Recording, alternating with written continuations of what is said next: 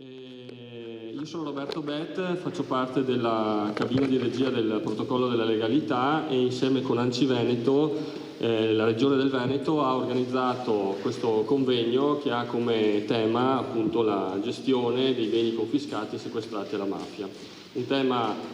particolare,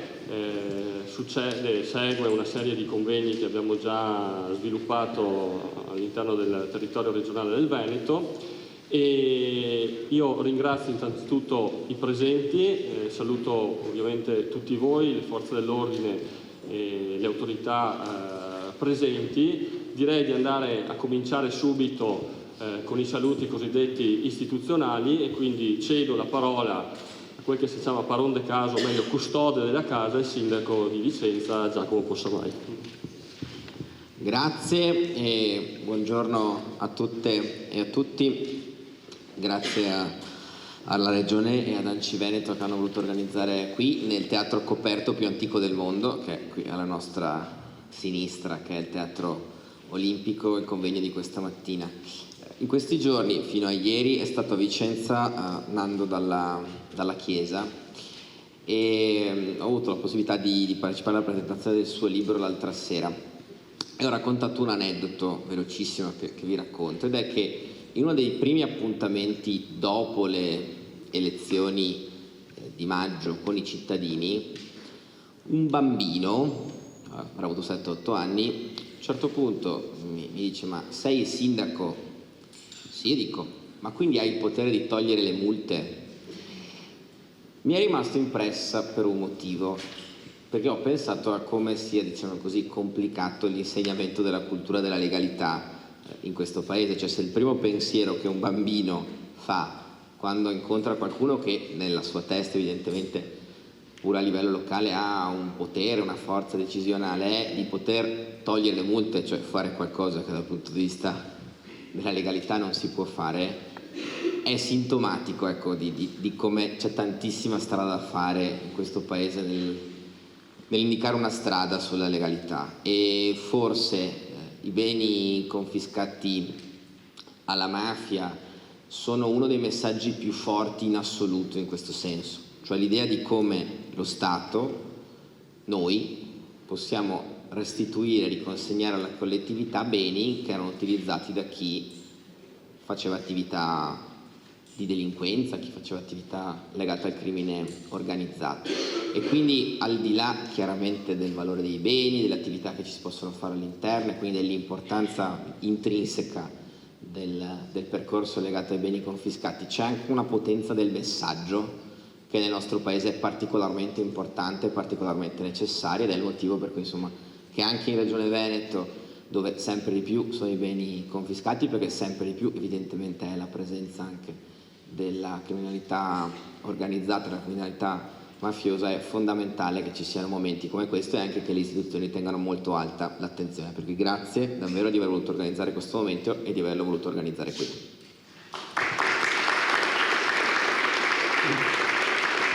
Grazie Sindaco. Io adesso cederei la parola al Presidente della Provincia Andrea Nardin, che la Provincia rappresenta le amministrazioni comunali, enti di secondo grado, speriamo che prima o poi diventi anche ritorni a essere ente di primo grado.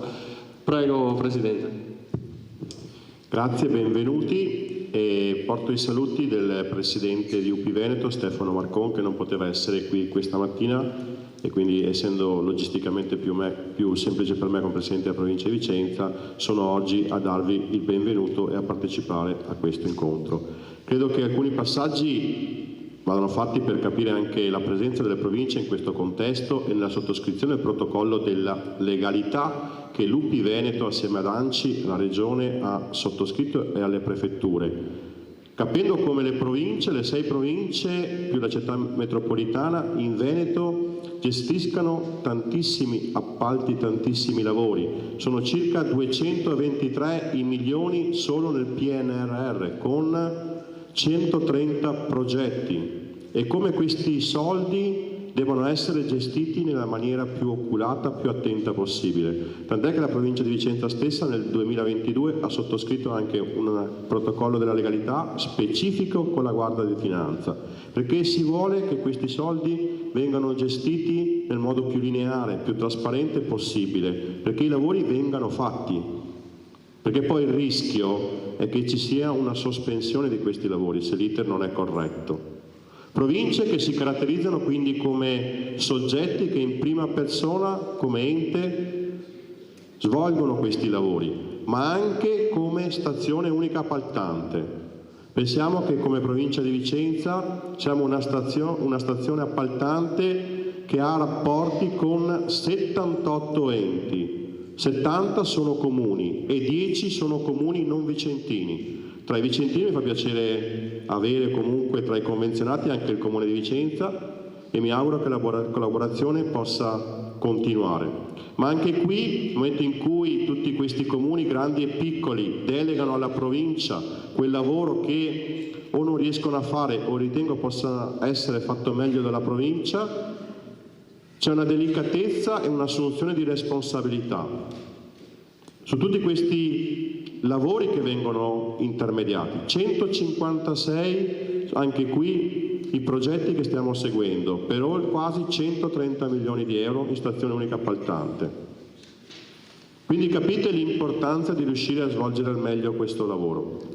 Concludo con due passaggi per me molto importanti, quindi un ringraziamento a quello che la Commissione sta facendo a livello nazionale, c'è qui il rappresentante l'onorevole Pretto, perché poi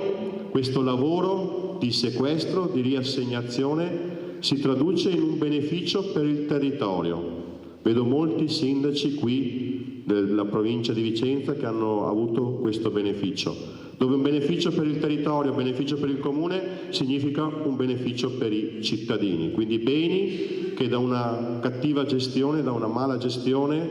vengono sottratti per poter essere riassegnati ai cittadini, ad attività sociali, ad attività che possono essere utili per il territorio. E concludendo vorrei che poi però ci fosse un focus su come tutti questi passaggi che molto spesso decliniamo con protocolli, con appalti, con progetti, siano in realtà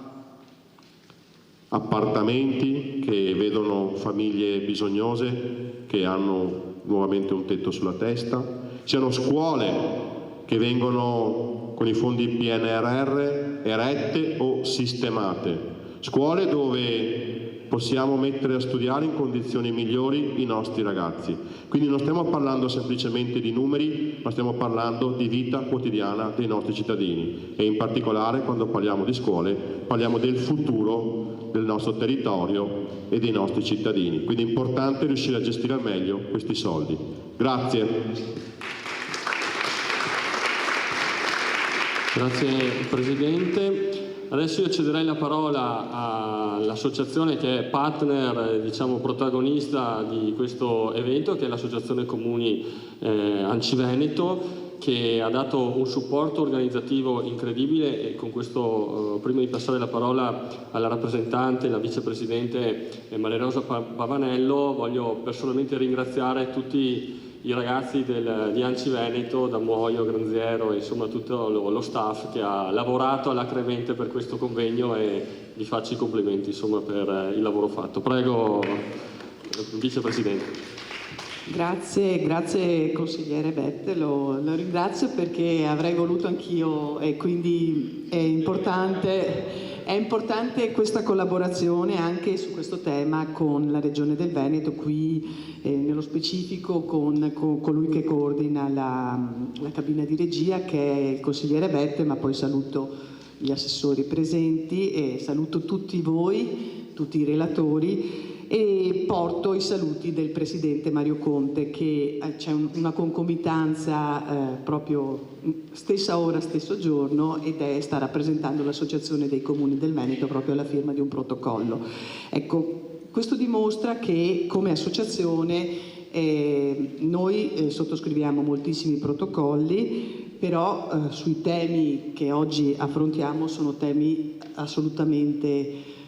importanti. Sono anni che l'Associazione dei Comuni del Veneto è impegnata su questi temi e sono temi che noi cerchiamo insieme appunto ai soggetti, ai sottoscrittori, in questo caso in particolare con la Regione, di far apprendere delle pratiche, delle modalità agli amministratori locali. Sappiamo che gli amministratori, i comuni, anche in tutti i recentissimi convegni nazionali, momenti che ci sono stati, c'è stata l'assemblea delle province italiane, il festival, mi pare, c'è stato il festival delle regioni, c'è stata l'assemblea dei comuni a Genova recentemente, insomma dappertutto emerge che il front office un po' dello Stato sono i comuni e sindaci e amministratori sono coinvolti in tantissimi temi, anche temi spessissimo che non sarebbero di specifica competenza degli enti locali. Per quello serve una competenza pluridisciplinare. Spessissimo, lo sanno qui gli amministratori presenti, addirittura ci sono chieste doti, insomma, facciamo gli psicologi perché in tantissimi casi succede questo, assistenti, ma insomma veramente dobbiamo sapere di tutto e di più, ma soprattutto su questa tematica. Io vengo da un territorio che ha una storia antica sui temi dei beni confiscati, Milanese Riviera del Brenta, più Riviera del Brenta, diciamo che quindi sin da piccola insomma conoscevo le prime forme in cui si sono manifestate insomma questo tipo di malavita. Oggi però è un po' più complicato, se non sbaglio. Credo che poi i relatori che abbiamo qui entreranno più nel dettaglio. Oggi è tutto molto più complicato rispetto a un tempo, ma che cosa possiamo fare noi per dare appunto far capire ai nostri cittadini? Dobbiamo impegnarci a recuperare questi beni. Non ce ne sono tantissimi in Veneto, se ne parlava prima con il consigliere Bet, però dove ci sono, conosco storie molto positive di recupero, di riutilizzo per finalità sociali. Ecco, dico agli amministratori, preferiremmo che i percorsi fossero un po' più semplici, diciamo che dal punto di vista burocratico sono tempi abbastanza lunghi, però noi amministratori siamo abituati, ed è questo il messaggio, siamo abituati a far rinascere spazi, momenti, in questo proprio momento storico, come diceva anche il Presidente della provincia di Vicenza, siamo tantissimo impegnati su tutte le progettualità PNRR, di cui moltissime sono proprio volte, soprattutto qui in Veneto, e c'è una grande attenzione degli amministratori, alla rigenerazione di spazi e luoghi. E questo è, credo, molto importante per chi amministra, per le nostre comunità e per far accrescere anche il senso di comunità e di coesione sociale, cosa di cui c'è sempre più bisogno nei nostri territori, a prescindere dalle dimensioni, perché sappiamo che in Veneto quasi 300 comuni sono comuni di dimensioni molto piccole, poi abbiamo 7 città capoluogo, abbiamo una città metropolitana, la città metropolitana di Venezia, territorio anche molto ricco, ma si ragiona, abbiamo un territorio del Veneto centrale, è già stato detto, insomma, in cui ci sono tantissime attività, è una delle regioni locomotive del nostro Stato, per cui certamente tutti questi momenti e anche gli altri che sono stati fatti assieme con la Regione sono momenti che vogliono dare strumenti ad amministratori e funzionari per rappresentare al meglio le proprie comunità e per far passare anche dei messaggi importanti. Il sindaco di Vicenza faceva l'esempio delle multe, neo sindaco, e che è uno dei temi che colpisce tutti i sindaci, una delle cose a cui chiedono più spesso come togliere le multe. E spessissimo diciamo che le regole ci sono, ma a volte se si potessero, magari, soprattutto è odioso il tema delle multe, è odioso un po' per tutti, però ovviamente le regole vanno rispettate e dovremo fare tutti la nostra parte. Quindi davvero grazie per questa importante collaborazione, credo che sia importante lasciare spazio a poi chi entra nel merito per dare strumenti in più appunto per i comuni. Buona giornata a tutti, grazie. Grazie Maria Rosa. Bene, adesso io cedo la parola all'assessore Calzavara, che è assessore al bilancio e anche al patrimonio. Saluto la consigliera regionale Silvia Maino, che tra l'altro fa parte della commissione consiliare, della quarta commissione consiliare, che si occupa proprio della legalità ed è una collega, anche lei molto attenta e attiva su questi temi. Assessore, a te la parola. Grazie Roberto, buongiorno a tutti, piacere di portare il saluto della Regione del Veneto, del Presidente Luca Zaia e dell'assessore Corazzari, che è l'assessore di riferimento perché è l'assessore alla sicurezza. Avevo letto negli inviti e nel programma, mi avevate messo come tradizione digitale, ero molto contento di non parlarvi né di bilancio né di demanio, perché nella tradizione digitale magari potevo anche dare qualche novità, sulle altre ben poche. La scorsa primavera sono stato invitato a Napoli a un convegno organizzato dal prefetto Morcone, che è l'assessore alla sicurezza della regione Campania, e in quel contesto insomma c'è stato un momento in cui i vari assessori si sono ritrovati così a raccontare la loro esperienza. Allora, quando ho sentito l'assessore della Sicilia che parlava di decine di migliaia di beni confiscati, mi pare 60.000, un numero del genere. La Campania qualcos'altro. Poi ho guardato i nostri 217 beni confiscati e ho detto ma forse poi il problema non esiste da noi, no? Perché poi lo dimensioni e cerchi di capire se effettivamente rispetto a quello che è successo nel nostro territorio qualche anno fa o quello che sta succedendo in questi anni, il problema esiste. Il problema esiste ed è necessario affrontarlo con determinazione in un momento particolare come questo, dove un mondo giornalistico vuole far passare il Veneto terra di mafia. E questo è un messaggio che non possiamo far passare. Cioè, questa idea che il Veneto sia terra di conquista, che siccome c'è molto denaro è ormai diventata la terra dell'infiltrazione mafiosa dove i veneti si girano dall'altra parte, è un tema pericolosissimo e noi dobbiamo essere molto attenti, tutte le istituzioni in primis, a difendere la nostra identità, a difendere i nostri valori, a difendere anche quel patrimonio genetico che ci permette di rifiutare determinate infiltrazioni. È chiaro che dove c'è tanta ricchezza, dicevo, è necessario che ognuno faccia la propria parte, le istituzioni.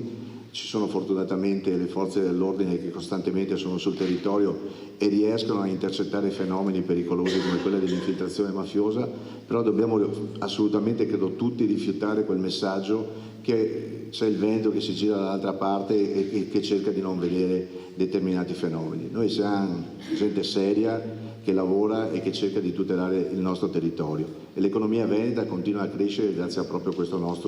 nostra capacità di creare anticorpi rispetto a elementi che sono qui, che si muovono, che dove ci sono delle difficoltà inevitabilmente hanno anche delle disponibilità economiche che possono creare delle condizioni così, di attenzione da parte di qualcuno, ma non fa parte del nostro modello di crescita e di attenzione della cosa pubblica.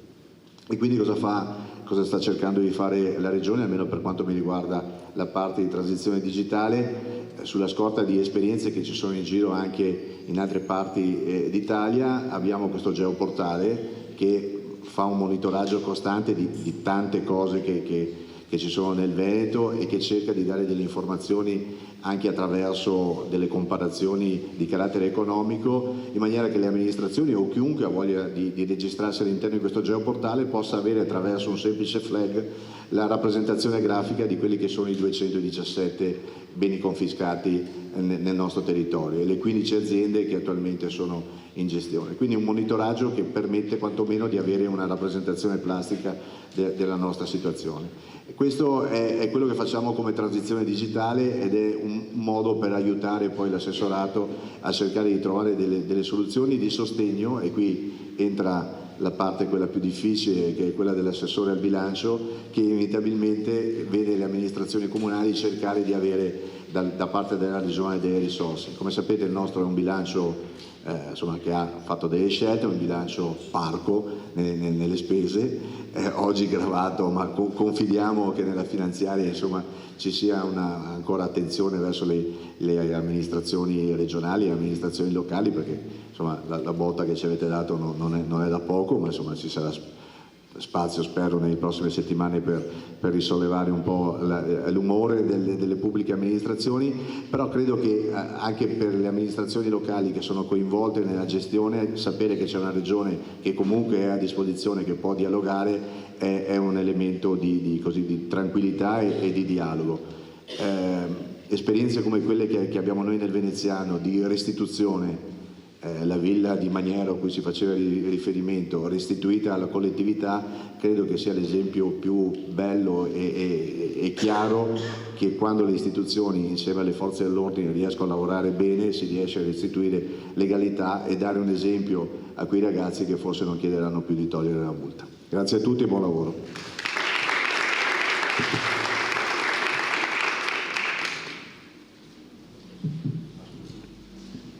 Grazie Assessore, io saluto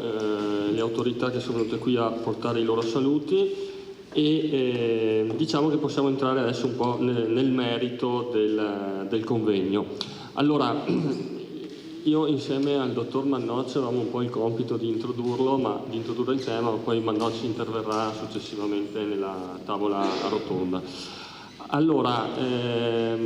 recuperando un po' i concetti che vi ho brevemente anticipato nella parte iniziale, noi qui siamo nell'ambito di questo protocollo della legalità, 26 parti sociali che sottoscrivono questo impegno a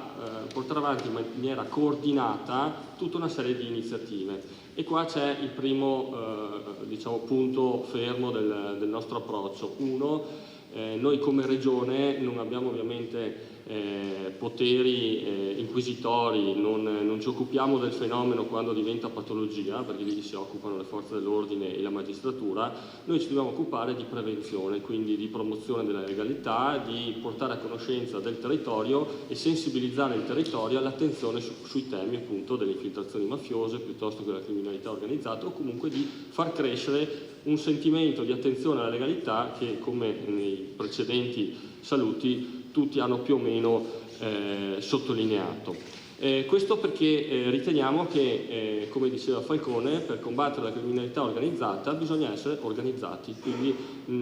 è corretto che non si vada in ordine sparso, ma ci sia appunto un coordinamento. In questo tavolo di coordinamento abbiamo appunto dato il via a una serie di convegni, di iniziative, anche di formazione, anche per le amministrazioni comunali. Abbiamo promosso quest'anno un percorso di formazione per la polizia locale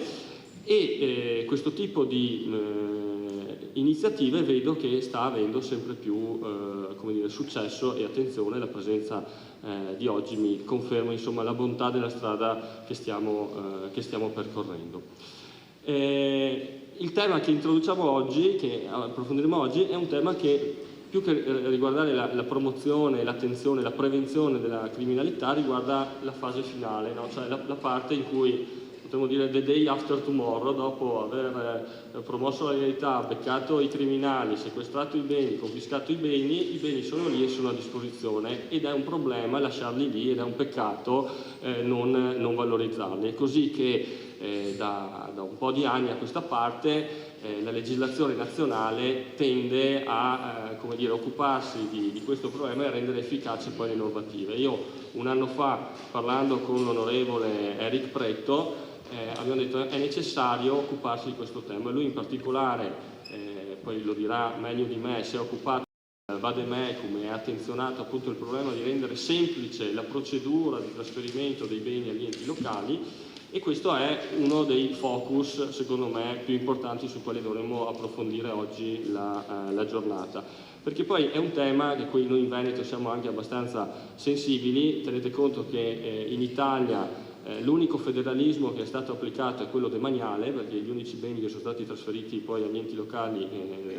in maniera diciamo facile o comunque favorendo il trasferimento è appunto quello dei beni demaniali. Molti comuni li hanno acquisiti e li hanno valorizzati. Abbiamo una platea di sindaci e di amministratori capaci di valorizzare questi beni, conoscono il territorio, conoscono le esigenze, ne sanno valorizzare, sono alla fine, come diceva la Pavaneto, la vicepresidente, i sindaci sono chiamati a fare un po' di tutto, dagli assistenti spirituali ai psicologi agli ingegneri, devono fare anche gli imprenditori immobiliari e secondo me lo fanno anche bene. E poi nella tavola rotonda che verrà sviluppata, dove ci saranno il racconto delle best practice venete su questo tema, secondo me ci saranno degli spunti molto interessanti per dimostrare la nostra capacità di gestione di questi beni. Però appunto per gestire bisogna semplificare la procedura, bisogna accorciare i tempi, quindi l'altro tema è la tempistica del riutilizzo di questi beni, bisogna avere anche due soldi per valorizzarli, quindi bisogna anche pensare che le risorse del PNR devono arrivare anche su queste missioni, su questi fronti anche qui in Veneto, questo è un altro tema. Ringrazio la direttrice, cioè la dottoressa Simona Ronchi dell'agenzia l'Agenzia Nazionale che si occupa di questi beni, che interverrà dopo, e anche qui c'è un'agenzia che secondo me ha bisogno di essere un po' supportata anche da un punto di vista organico e quindi deve essere anche valorizzato il lavoro, e se vogliamo fare le cose ci vogliono anche i soldati, che poi se vogliamo combattere una battaglia ci vogliono anche i soldati per combatterla, perché combattere le battaglie da soli è sempre difficile e si rischia di perderle. Quindi quello che verrà sviluppato nella mattinata di oggi è un tema secondo me molto interessante, non se ne è mai parlato in maniera approfondita in Veneto di questo tema, è la prima volta che si fa un convegno su questo tema. Io ho letto, poi i dati variano a seconda anche delle modalità con cui vengono valutati, però c'è una relazione di fine anno dell'Agenzia al Parlamento sulla gestione di questi beni, e si parla tra beni confiscati e sequestrati di oltre 30.000 immobili e che cubano, si dice, oltre 30 miliardi di euro di valore. 30 miliardi di euro di valore è una finanziaria, è una manovra di bilancio che potrebbe mettere a posto magari i conti dello Stato. Quindi pensate alla potenzialità che hanno questi beni, che vengono tolti dai criminali, quindi vengono riportati alla legalità, e che attraverso anche le associazioni non profit e quindi agli enti del terzo settore valorizzate anche da un punto di vista sociale, quindi per dare delle risposte alle nostre comunità. Quindi da beni del male diventano beni del bene, e quindi il passaggio è sicuramente fondamentale anche per dare attenzione alla cittadinanza che lo Stato c'è, lo Stato è forte e lo Stato ci tiene a che questi beni, che poi sono anche aziende, che poi possono essere beni mobili registrati, insomma c'è un catalogo variegato di beni. Successivamente al mio intervento, siccome qui stiamo parlando di un tema un po' delicato, magari non tutti sono pratici di questa materia che è molto particolare, noi dovremmo anche dare un po' una pennellata normativa e dare un po' i fondamenti istituzionali della disciplina del sequestro, della confisca, la differenza c'è tra un sequestro e una confisca, piuttosto che come nasce il sequestro, la confisca di primo grado, la confisca definitiva, insomma quando il bene poi è effettivamente utilizzabile, e per questo ci siamo avvalsi del supporto dell'avvocato Valentina Sartori, che vedo qui presente, che poi interverrà e che ci darà appunto questo scorcio dal punto di vista così istituzionale della materia. Ecco, io non voglio entrare oltre nel merito delle questioni, ho toccato alcuni aspetti per dire i temi dell'approfondimento, concludo questa breve riflessione introduttiva e entrerei appunto nel merito. Quindi chiederei alla dottoressa, all'avvocato Valentina Sartori di affiancarmi, e in maniera tale che così cominciamo a entrare nel merito della giornata, e cedo la parola a lei sperando che da oggi possano nascere anche delle iniziative, che oggi diventi un po' il laboratorio di sviluppo di un progetto magari che potrebbe essere presentato a livello nazionale, magari in collaborazione anche con la Regione per quanto riguarda la gestione digitale e la semplificazione diciamo, informatica anche della gestione della banca dati, della presenza di questi beni nel nostro territorio, in maniera tale da favorirne il più possibile il loro utilizzo e la loro valorizzazione. Grazie a tutti. Io cedo la parola alla collega invitandola a stare nei tempi che non ho dato e quindi parla finché vuoi. Abbiamo i tempi.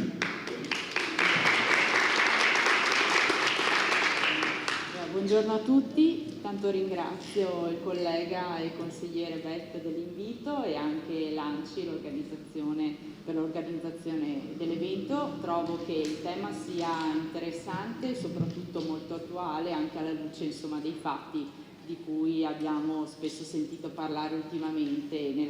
cronaca giudiziaria.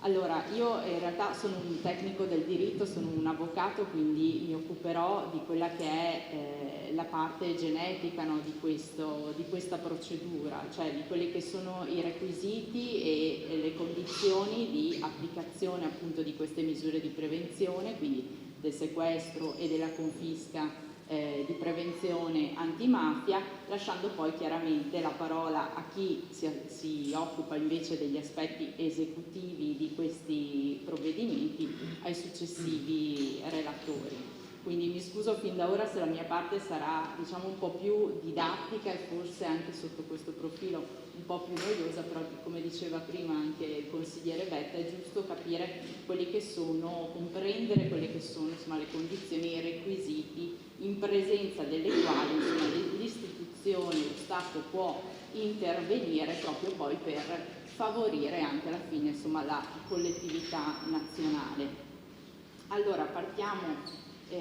chiaramente da un inquadramento generale, no, della materia, quindi come tutti sanno chiaramente la confisca, che altro non è che l'espropriazione di un bene a favore dello Stato, può essere appunto disposta nei confronti di soggetti che vengono condannati per determinati tipi di reati, piuttosto che nei confronti di soggetti pericolosi, e questo dice la norma, quindi che sono appunto giudicati pericolosamente pericolosi dal punto di vista sociale. Nel nostro ordinamento la confisca e anche anzitutto il sequestro sono delle misure estremamente efficaci nei confronti del contrasto alla criminalità economica e organizzata. Questo perché? Perché consentono non solo di evitare appunto l'accumulo di patrimoni che derivano da attività illecite, ma anche consentono di evitare che questi beni, queste utilità, queste somme di denaro vengano poi reimpiegate nell'economia e quindi nel mercato, andando ad alterare quelli che sono gli equilibri economici, insomma, nazionali e anche sovranazionali. Ora, il nostro ordinamento dal punto di vista legislativo prevede determinati tipi di confisca, quindi una confisca che può essere inquadrata come misura di sicurezza e che è la vera e propria confisca penale già prevista dal nostro codice di procedura, che in realtà viene disposta all'esito di un procedimento penale ove viene accertata la responsabilità di un soggetto per un determinato reato. E vi è poi una confisca di recente introdotta, o meglio introdotta col decreto legislativo 231 del 2001, che va invece a colpire gli enti che sono responsabili, o meglio la responsabilità amministrativa da reato degli enti prevista dal decreto legislativo 231 del 2001 va appunto a individuare anche l'ente quale responsabile del reato commesso dalla persona che lavora al suo interno, che sia questo, insomma, al suo apice, piuttosto che lavori appunto nella gestione e nell'amministrazione dello stesso. Quindi questa è una misura che viene disposta nei confronti dell'ente, quindi della società e non della persona fisica. E l'ultima, diciamo, forma di confisca, che è stata peraltro di recente diciamo normata, se non altro sotto tutti gli aspetti che poi già prima erano già stati delineati, che è la confisca di prevenzione, e quindi la confisca antimafia prevista dal codice antimafia del decreto legislativo 159 del 2011, e che si caratterizza proprio per il fatto che non arriva all'esito di un procedimento nel quale viene accertata la responsabilità di un soggetto per un determinato tipo di reato, ma viene sostanzialmente applicata prima, quindi a prescindere da una sentenza di condanna, all'esito di un vero e proprio procedimento sul patrimonio, ovvero di un procedimento che va a verificare la sussistenza di determinati presupposti e sostanzialmente va a individuare se il patrimonio di quel soggetto che viene giudicato socialmente pericoloso sia stato o meno costituito lecitamente. Quindi l'oggetto di questa procedura, di questo procedimento sul patrimonio, all'esito del quale appunto viene poi disposta la confisca di prevenzione, non è la responsabilità del soggetto per un determinato reato, ma piuttosto la sussistenza dei requisiti di pericolosità richiesti dalla norma e di conseguenza appunto l'apprensione dei beni allo stesso collegato, quindi di cui lo stesso è titolare o allo stesso collegato. Allora, quali sono i soggetti destinatari di questo tipo di misura, di questo tipo di misura di prevenzione? I soggetti destinatari, l'abbiamo detto prima, sono appunto i soggetti socialmente pericolosi. Ma chi sono i soggetti socialmente pericolosi? Questo ce lo dice la norma, ce lo dice il codice antimafia, che individua, diciamo, due categorie di pericolosità. Una pericolosità, diciamo così, in senso generico, generale, che individua i soggetti pericolosi in base a determinate condizioni, a determinate circostanze, e invece una pericolosità più specifica che viene individuata nel caso in cui tali soggetti siano indiziati di specifici reati. Ora, stando sui soggetti destinatari, quindi coloro che vengono giudicati pericolosamente pericolosi dal punto di vista sociale, la norma sostanzialmente individua tre categorie di soggetti, ovvero i soggetti che siano abitualmente dediti a traffici delittuosi, e questa è la prima categoria, i soggetti che abitualmente vivono dei proventi dell'attività illecita, e questa è la seconda categoria, e la terza categoria invece è quella dei soggetti che sono dediti sostanzialmente alla commissione di reati che offendono principalmente la sicurezza pubblica, la tutela dell'incolumità pubblica, i minorenni, oppure comunque aree di particolare, diciamo così, che destano particolare allarme sociale anche nella comunità. E questo dal punto di vista dell'individuazione, ecco, dei soggetti pericolosi dal punto di vista così delle condizioni e delle circostanze. Ecco, su questo chiaramente, siccome il diritto penale è incardinato sul principio di legalità e tassatività della legge, è intervenuta di recente la Corte Costituzionale nel 2019 andando a dichiarare costituzionalmente illegittima la legge nella parte in cui prevede che tra questi soggetti vi siano i soggetti dediti a traffici delittuosi, dichiarando che la dicitura traffici delittuosi non fosse abbastanza specifica e chiara e precisa per andare a individuare chi fossero effettivamente questi soggetti, e da quindi in qualche modo escluso dal novero di questi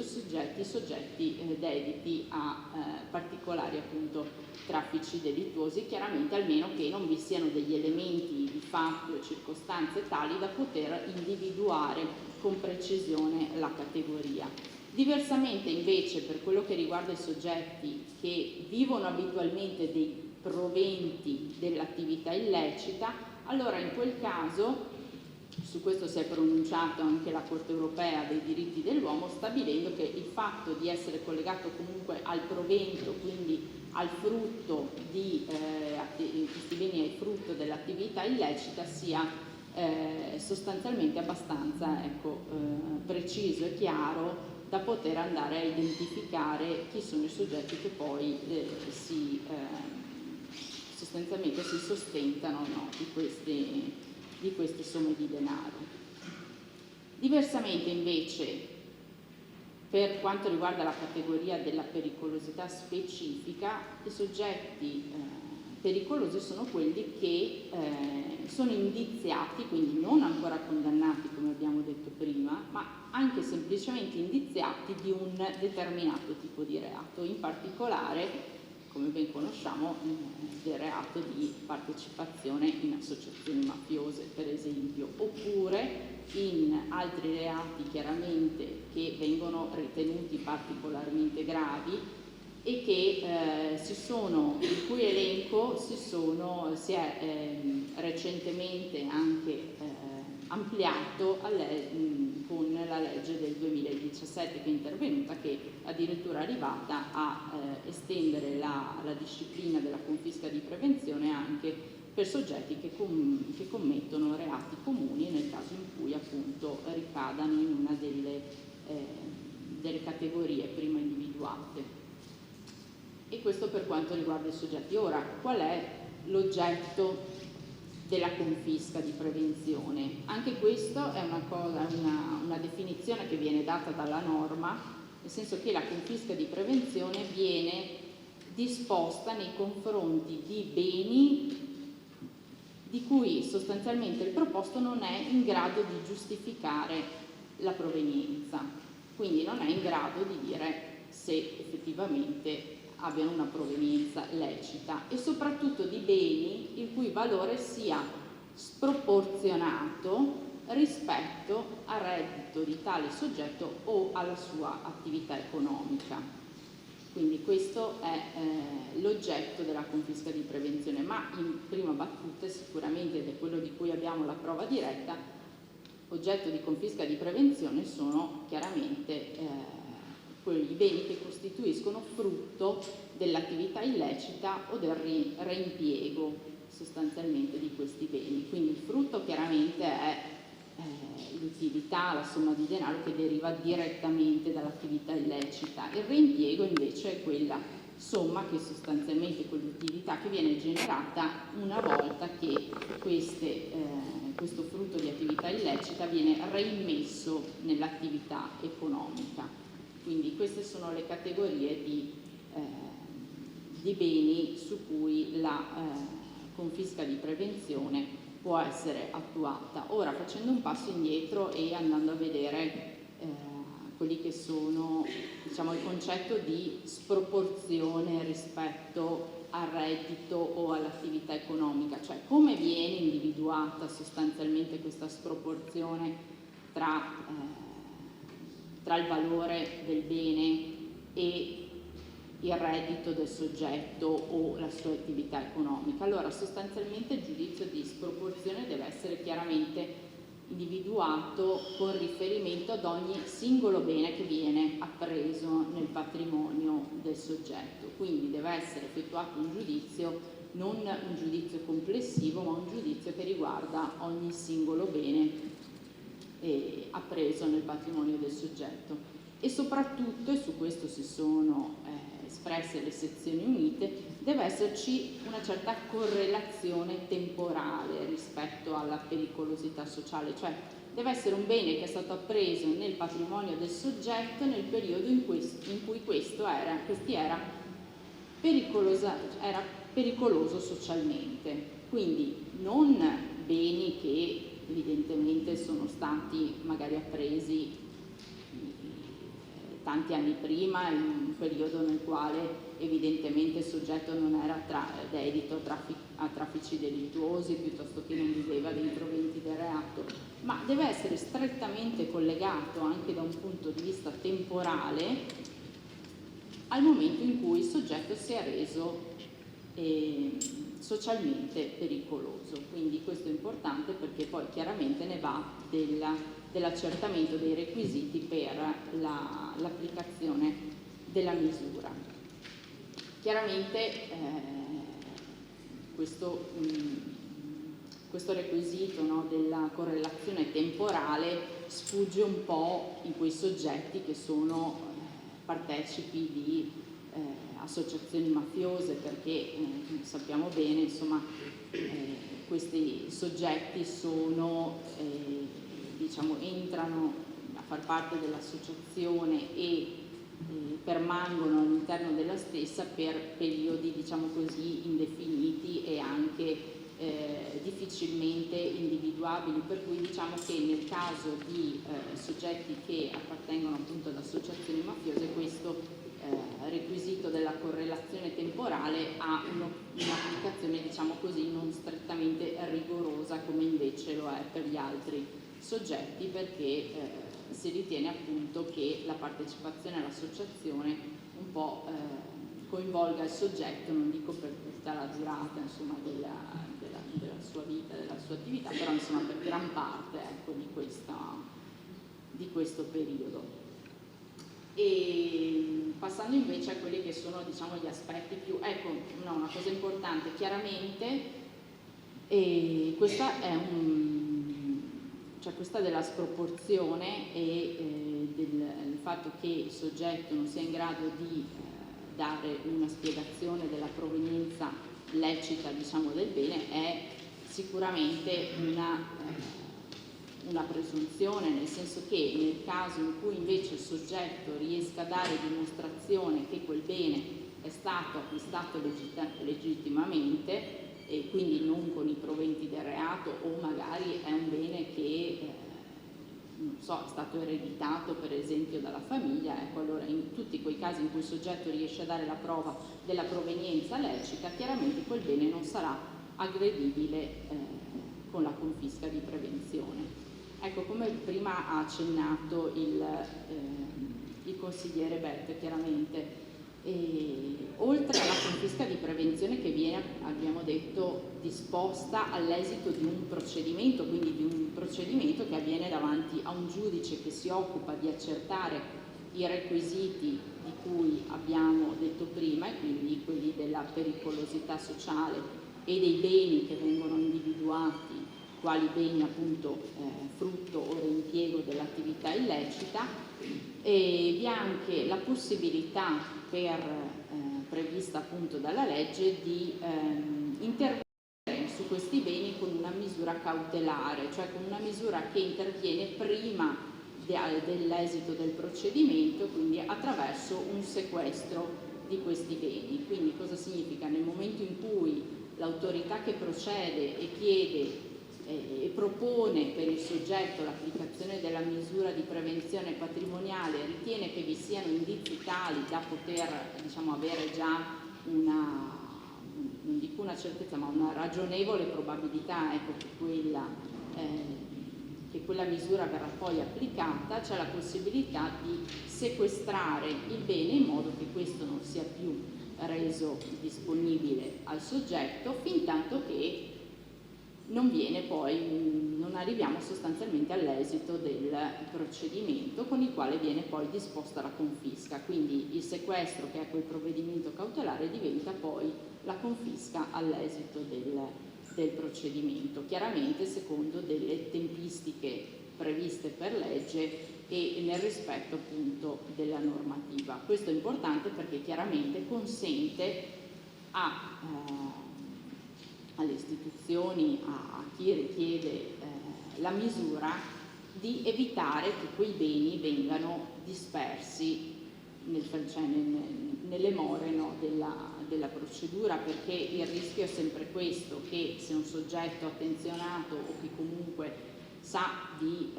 essere a rischio dell'applicazione di determinate misure,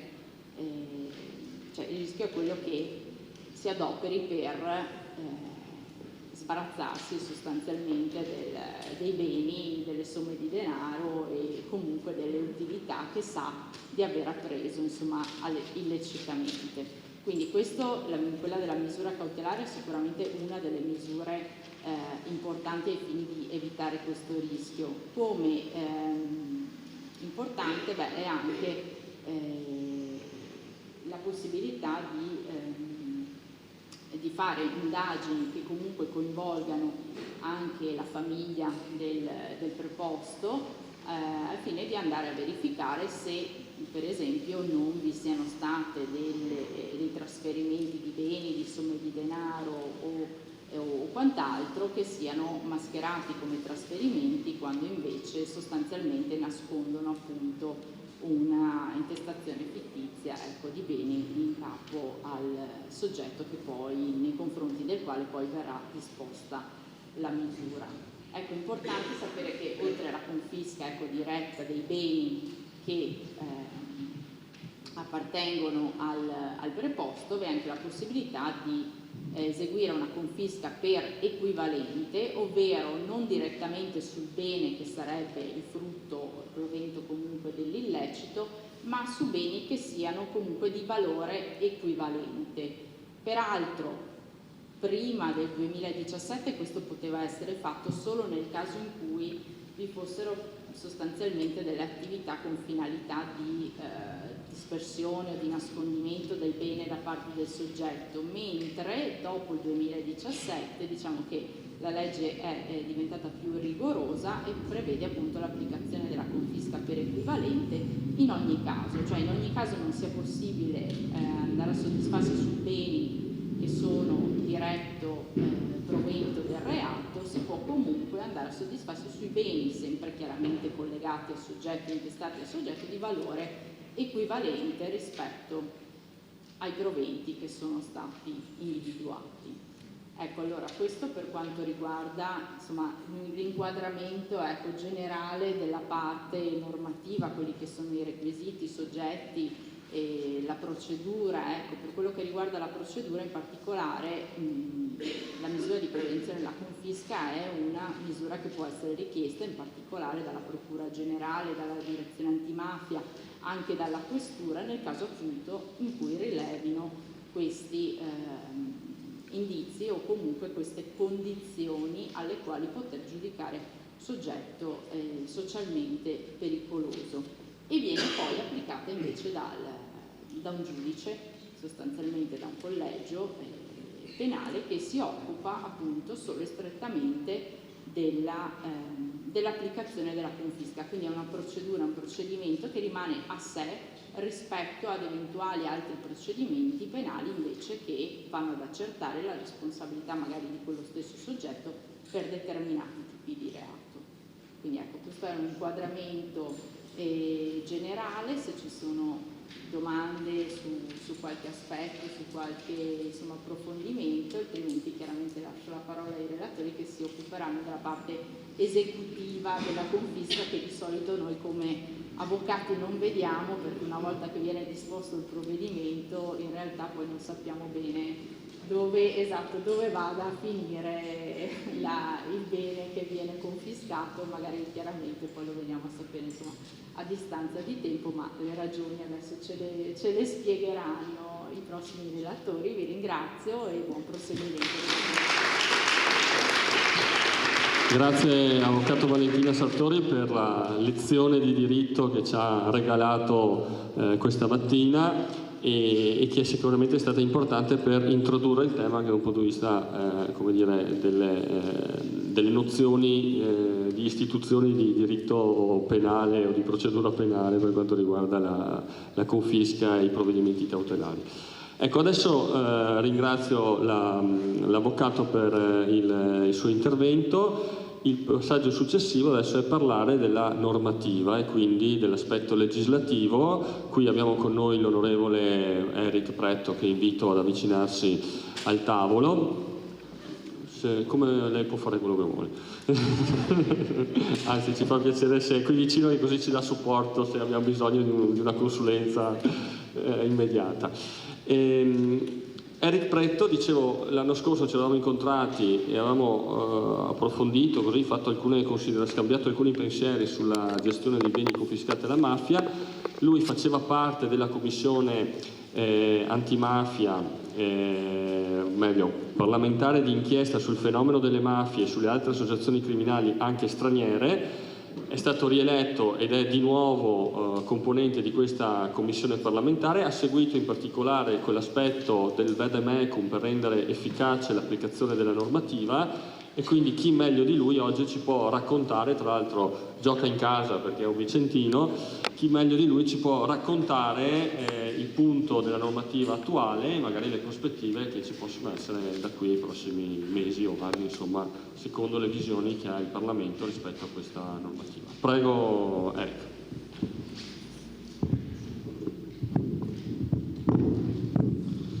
Grazie mille, grazie al consigliere regionale Bet per la passione con la quale so che sta seguendo questo tipo di iniziative relative al contrasto delle attività criminose nella nostra terra, il Veneto, e per tutte quelle azioni che sta mettendo in opera per cercare appunto di sensibilizzare la popolazione su questioni che ritengo essere di primaria importanza. E grazie all'ANCI per il lavoro che sta facendo appunto e che oggi ci ospita per cercare di far passare anche un messaggio importante ai nostri amministratori locali, un messaggio che passa anche dalla sinergia istituzionale con la quale cerchiamo di lavorare, e grazie all'Agenzia Nazionale per i Beni Sequestrati e Confiscati che oggi è qui presente con la dirigenza della sede territoriale di Milano, perché per noi è un punto di forza importante poter far capire ai nostri amministratori quanto sia legata l'attività parlamentare da un lato e istituzionale dall'altro per cercare di dare delle risposte al territorio e alle nostre comunità. Ho apprezzato particolarmente l'intervento che è appena stato fatto, in cui si è cercato di dare delle nozioni che sono necessarie agli amministratori locali per capire quelle che sono le misure che ci consentono di arrivare al sequestro e alla confisca, che sono delle situazioni ovviamente propedeutiche a quelle che poi noi andiamo ad analizzare all'interno dell'intervento che farò io e a quelli che seguiranno. E in modo specifico credo che sia stato importante il passaggio sulle misure di prevenzione, misure che ormai sono entrate da molto tempo, tanto da essere storicizzate nel nostro ordinamento, ma che vi assicuro essere un elemento fondamentale della nostra legislazione che ci viene invidiato in molti altri sistemi normativi. Tant'è vero che correva l'anno 2020, io ero già membro della Commissione parlamentare antimafia, noi fummo invitati dal governo degli Stati Uniti d'America in una missione che fu fatta fra Washington e New York per cercare di spiegare quelle che erano le tematiche che il Parlamento italiano aveva affrontato negli anni per arrivare appunto ad avere queste misure di prevenzione che sono ritenute essere lo strumento probabilmente più efficace che uno Stato, un governo, un Parlamento possono avere a disposizione per cercare di contrastare le attività criminose. Io credo quindi che noi come cittadini in primis dobbiamo essere orgogliosi di alcune caratteristiche che il nostro sistema normativo ha, e credo che queste caratteristiche possano essere non soltanto una modalità per far riconoscere la qualità del sistema Italia all'estero, ma deve essere anche un modo per essere fieri di quello che siamo stati finora in grado di costruire come Stato, e quindi possa essere anche un buon proposito per tutte le attività che noi dovremmo fare come cittadini in primis e come amministratori per chi ha la fortuna appunto di assumere questo ruolo che ci onora. La Commissione bicamerale antimafia, io partirei da questo brevissimo specchietto, è una commissione che ha uno scopo ben preciso, che è quello di indagare sullo stato delle infiltrazioni malavitose sulla società e sul territorio italiano in tutte quelle che possono essere le sue varie sfaccettature. Voi capite che è una tematica estremamente complessa ed è il motivo per cui si è deciso da varie legislature a questa parte di suddividere quelli che sono i filoni di indagine interni alla Commissione antimafia con l'istituzione di comitati interni che possano approfondire determinate tematiche, che siano composti quindi da un numero più limitato di commissari, ovvero di parlamentari, quindi deputati e senatori, ma che possano appunto concentrarsi su determinati filoni di indagine. Per arrivare poi a cosa? A una verifica effettiva sulla congruità, possiamo usare questo termine, del sistema normativo italiano sulla base di quella che è appunto la capacità delle mafie di continuare a modificarsi, ad essere flessibili nel trovare forme nuove per inserirsi all'interno dell'economia e della società, e quindi un ruolo fondamentale che ha la Commissione antimafia non è soltanto quello di indagare lo stato di queste infiltrazioni, ma anche di fare un check-up, uso questo termine, della normativa italiana e capire se questa normativa possa essere funzionale in quel momento o se possa avere bisogno di qualche riforma che consenta alle forze dell'ordine e alla magistratura di essere ancora più efficaci nel contrasto all'attività criminosa. La Commissione bicamerale antimafia durante la passata legislatura decise di istituire alcuni comitati, come vi dicevo prima, e uno fra questi è il Comitato per l'analisi di gestione delle procedure di gestione dei beni sequestrati e confiscati, che appunto ho avuto l'onore di presiedere, che si è data come finalità quella di capire quello che era lo stato dei beni sequestrati e confiscati in Italia, ma soprattutto anche si è data lo scopo di capire quella che poteva essere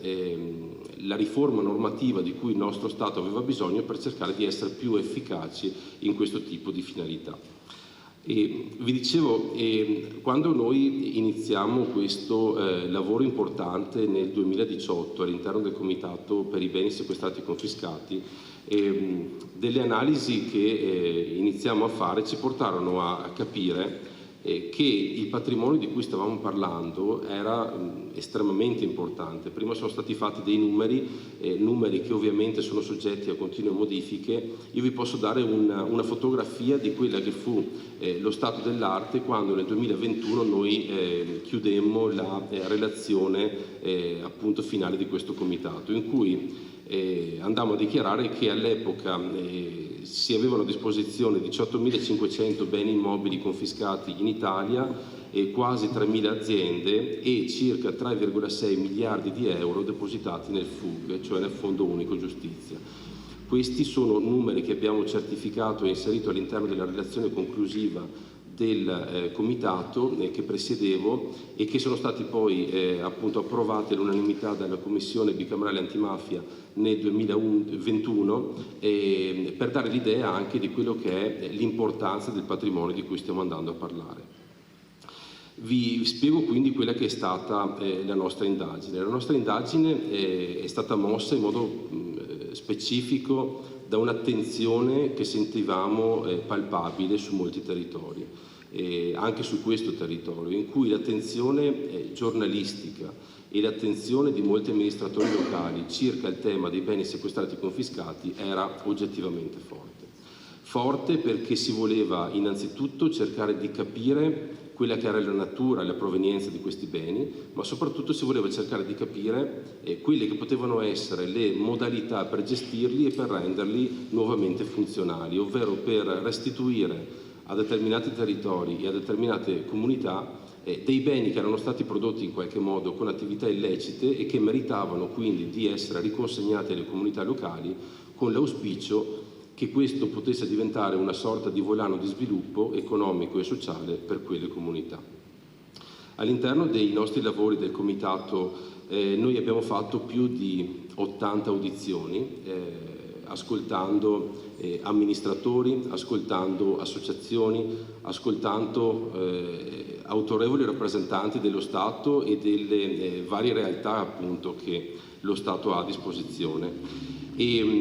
rendendoci conto che all'epoca c'era una scarsa conoscenza da parte degli amministratori locali non soltanto delle situazioni positive che i beni confiscati e sequestrati potevano generare su un territorio, ma c'era una scarsa conoscenza anche sull'effettiva presenza di questi beni sul territorio, tanto che da un'analisi che venne fatta all'epoca in collaborazione con l'Agenzia Nazionale per i Beni Sequestrati e Confiscati e anche con l'ANCI, ci rendemmo conto che la maggior parte dei comuni sui quali insistevano dei beni sequestrati e confiscati non erano a conoscenza di questa possibilità, di questa presenza, anzi, meramente perché non avevano mai chiesto l'accreditamento sul sito dell'Agenzia Nazionale per i Beni Sequestrati e Confiscati, che consentiva loro banalmente di iniziare l'iter. E da questa quindi collaborazione con l'Agenzia Nazionale per i Beni Sequestrati e Confiscati abbiamo immaginato quello che poteva essere uno strumento per cercare di dare maggiore conoscenza agli amministratori locali e per cercare di guidarli in quella procedura che è probabilmente complessa, ma può essere affrontata in maniera agevole se si conosce come può essere fatto ogni singolo passo. Qui è nata l'idea quindi di sviluppare uno strumento che è il Vademecum per gli enti locali, che voleva essere un documento molto semplice, molto elementare per certi aspetti, che potesse guidare un amministratore locale completamente digiuno della materia nell'affrontare una tematica che poteva essere anche spinosa per gli aspetti mediatici che ne derivano. Noi sappiamo benissimo che specialmente in alcuni territori che non hanno affrontato, diciamo, in maniera tradizionale questa materia, la presenza di un bene confiscato poteva essere visto come una sorta di paura, una sorta di timore nel non essere in grado di affrontare una procedura di questo tipo. Abbiamo cercato quindi di produrre questo documento per rasserenare l'amministratore locale, per guidarlo passo passo in questa procedura. L'obiettivo è stato quello di produrre un documento molto semplice, che andasse banalmente anche a sintetizzare, ad esempio, quel tomo che abbiamo prodotto come relazione di oltre 400 pagine alla fine della nostra attività all'interno del Comitato, per cercare di rendere veramente semplice la comunicazione all'amministratore locale su quelle che sono tutte le procedure che l'amministratore può fare per capire se sul proprio territorio siano presenti dei beni sequestrati e confiscati, se sì andare a individuarlo e quindi decidere che tipo di destinazione o assegnazione effettuarne nel momento in cui questo bene possa essere di interesse dell'amministrazione locale. Abbiamo prodotto quindi questo Vademecum che riteniamo essere uno strumento molto semplice, che abbiamo l'intenzione di raffinare ulteriormente durante il corso di questa legislatura, dove appunto all'interno della Commissione bicamerale antimafia abbiamo ritenuto importante procedere in questa direzione, perché è uno strumento che si prefigge appunto l'obiettivo di rispondere a delle domande che l'amministratore locale possa farsi nel momento in cui si trova ad affrontare questa tematica. Il Vademecum per gli enti locali che abbiamo prodotto è un documento che spiega la procedura che un amministratore comunale può seguire attraverso esempi, attraverso buone pratiche, attraverso anche schemi, ve ne riporto alcuni in queste diapositive, che vi facciano capire proprio come abbiamo voluto accompagnare appunto l'amministratore in questo percorso. Con il Vademecum noi andiamo a spiegare in maniera molto basica all'amministratore locale quale sia la procedura da seguire per l'individuazione dei beni confiscati o sequestrati presenti sul proprio territorio attraverso il sito dell'Agenzia Nazionale per i Beni Sequestrati e Confiscati. Abbiamo spiegato quindi come formulare eventuali manifestazioni di interesse che devono essere mandate all'Agenzia Nazionale per i Beni Sequestrati e Confiscati. Abbiamo proposto degli esempi, prendendoli dalle buone pratiche esistenti sul nostro Paese, di formulazioni di regolamenti comunali propedeutici all'affidamento dei beni confiscati eventualmente destinati ai comuni, e quindi abbiamo proposto appunto ai comuni degli esempi anche su quelli che sono gli avvisi di selezione per la concessione di questi beni immobili e eventuali convenzioni di assegnazione. Abbiamo spiegato veramente passo passo, voi lo state vedendo in queste brevi slide, la procedura, ma sarà sicuramente interessante per ciascuno di voi che avesse il piacere di approfondire la tematica, sfogliare questo vademecum, perché credo che possa essere molto interessante sia per l'amministratore locale che per il funzionario che lavora ad esempio nell'ufficio patrimonio, nell'ufficio tecnico del comune, andare ad approfondire in maniera elementare questa materia, perché credo che possa essere d'aiuto a restituire questo immobile eventualmente presente sul territorio comunale alla comunità e quindi renderlo di nuovo funzionale. Vi do qualche elemento che credo possa essere utile a rispondere ad alcune domande che qualcuno si starà facendo. Il nostro obiettivo che ci siamo dati è quello di cercare di favorire, attraverso la conoscenza della materia, un percorso di restituzione alla società e alle comunità dei beni sequestrati e confiscati. Perché abbiamo detto prima che la nostra normativa nazionale è riconosciuta all'estero per essere un faro di luce all'interno di una situazione internazionale che ci chiama a rispondere alle infiltrazioni malavitose. Allora io credo che il nostro dovere sia quello di utilizzare al meglio quel patrimonio che è stato prodotto dall'azione delle forze dell'ordine e della magistratura, che ci ha portato ad avere un patrimonio inestimabile di beni sequestrati e confiscati che non possono essere mal gestiti. Il modo migliore dal nostro punto di vista affinché siano gestiti al meglio è quello di consegnarli possibilmente alle amministrazioni locali,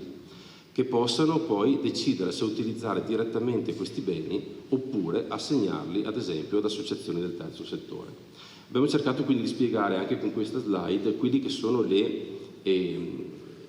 funzioni per le quali appunto possono essere impiegati questi beni sequestrati e confiscati. Quando un bene sequestrato o confiscato viene ad esempio richiesto da un'amministrazione locale, nello specifico un comune, io oggi parlerò in modo particolare dei comuni visto che ci stiamo rivolgendo a amministrazioni locali, un comune può decidere di chiedere la destinazione di un immobile confiscato per finalità istituzionali ovvero pubbliche, cioè per utilizzare direttamente questo bene per fornire dei servizi alla collettività. Abbiamo ad esempio casi, farò alcuni esempi per rendere più pratica la mia spiegazione, casi di comuni che hanno utilizzato dei beni confiscati destinati a quel comune per realizzare una biblioteca pubblica, piuttosto che per realizzare un magazzino comunale, piuttosto che per utilizzare quegli spazi per degli uffici comunali che erogano dei servizi alla collettività. Una seconda ipotesi è quella di utilizzare quel bene confiscato per finalità sociali. Il Comune quindi, dopo aver ottenuto la destinazione del bene da parte dell'Agenzia Nazionale per i Beni Sequestrati e Confiscati, opta per fare una successiva assegnazione di questo bene. Questo bene può essere assegnato ad esempio a delle associazioni che possano attivare dei percorsi di inclusione sociale, piuttosto che possano erogare dei servizi alla cittadinanza o piuttosto che possano creare delle nuove opportunità per giovani o comunque per fasce ritenute deboli della popolazione. L'idea appunto è che il comune che diventa proprietario di questo bene attraverso la destinazione possa assegnare questo bene immobile ad associazioni di volontariato, quindi senza finalità di lucro, che possano contribuire alla rinascita sociale di quel territorio. E per fare degli esempi che possano essere magari vicine anche a quelle che sono le vostre realtà locali, abbiamo casi di comuni che una volta diventati proprietari del bene attraverso la destinazione hanno deciso di assegnare questo bene a delle associazioni che ad esempio seguono ragazzi che hanno delle disabilità, seguono delle famiglie che hanno appunto situazioni di disabilità in casa e che quindi hanno l'esigenza di essere sostenute in questo percorso di vita, magari attraverso l'assessorato al sociale di quel comune specifico. C'è poi una terza finalità che è sicuramente interessante, e cioè quella della finalità economica, cioè quel bene che possa essere appunto destinato al comune può essere locato regolarmente come il Comune potrebbe affittare un qualsiasi altro immobile, con però il vincolo che questo introito venga destinato alle finalità sociali del Comune, ovvero, traduco, possa essere destinato al capitolo sociale interno al bilancio del Comune. Voi capite che queste possibilità che vi ho appena enunciato e che vanno a semplificare in maniera estrema quelle che sono le finalità della normativa, ci fanno capire che l'opportunità per un Comune di individuare eventuali immobili sul suo territorio comunale e di chiederne la destinazione, dal mio punto di vista, è un'opportunità che difficilmente può essere lasciata andare, perché credo che questa opportunità rappresenti veramente una possibilità di sviluppo per quel Comune, ma soprattutto anche una possibilità di far capire alla cittadinanza quanto quell'amministrazione comunale sia vicina al tema della tutela della legalità e al tema soprattutto del buon utilizzo di un patrimonio che può essere presente su quel Comune. Abbiamo citato i beni immobili, ma credo che una piccola parentesi possa essere fatta anche sui beni mobili, perché voi capite che quando viene fatta una procedura di sequestro o confisca, certamente ci sono dei beni immobili che possono essere sequestrati o confiscati, altrettanto sicuramente accade spesso che vengano sequestrati o confiscati dei beni mobili, che possono essere beni registrati come veicoli, motoveicoli, camion, piuttosto che beni appunto mobili che siano nelle disponibilità della persona che viene o dell'azienda che viene colpita da queste procedure. Specialmente attraverso i tribunali che insistono su ciascuna provincia, molti comuni hanno già avuto modo di ricevere la destinazione di questi beni, sempre in maniera gratuita, questo lo sottolineo, che possono essere utilizzati per quelle che sono le attività più disparate. Ricordo ad esempio dei casi che abbiamo seguito in cui attraverso il tribunale competente della provincia specifica dei camion che erano stati confiscati a delle aziende operanti nel settore edile sono stati destinati gratuitamente a dei comuni che li hanno utilizzati per le attività che competono all'ufficio tecnico piuttosto che all'ufficio lavori pubblici. Per cui se da un lato vi invito a controllare attraverso il sito dell'Agenzia Nazionale per i Beni Sequestrati e Confiscati e quindi l'accreditamento su questo sito, se vi siano dei beni sequestrati o confiscati immobili sui vostri comuni, altrettanto vi invito, magari attraverso l'ausilio dei vostri uffici, a sentire le locali prefetture piuttosto che i tribunali per comprendere se vi siano dei beni mobili a disposizione che possono essere in qualche modo utili ai vostri uffici. Io con questo ho concluso questa mia breve relazione in cui ho cercato di darvi degli aspetti in qualche modo fondamentali di quello che è stato il nostro lavoro, ma resto ovviamente a disposizione. Ricordo che il Vademecum per gli enti locali è disponibile ovviamente come qualsiasi altro documento della Commissione bicamerale antimafia sul sito istituzionale di questa istituzione e parlando appunto con la nuova Presidente della Commissione bicamerale antimafia, l'onorevole Colosimo, e nell'ipotesi di proseguire quello che è il lavoro che abbiamo fatto durante la passata legislatura, l'idea sarebbe quella di, attraverso una collaborazione anche molto sinergica con l'ANCI, di poter trasmettere, magari in maniera cartacea, sicuramente in maniera digitale, il documento in maniera formale a tutti i comuni che sono iscritti a questa associazione, che certamente ci aiuta anche a formare tanti amministratori locali, credo con uno spirito assolutamente costruttivo che va verso la tutela di quelli che sono gli interessi pubblici dei nostri cittadini. Grazie. Grazie onorevole per le informazioni che ci ha riportato e soprattutto per l'impegno che ci mette su questo tema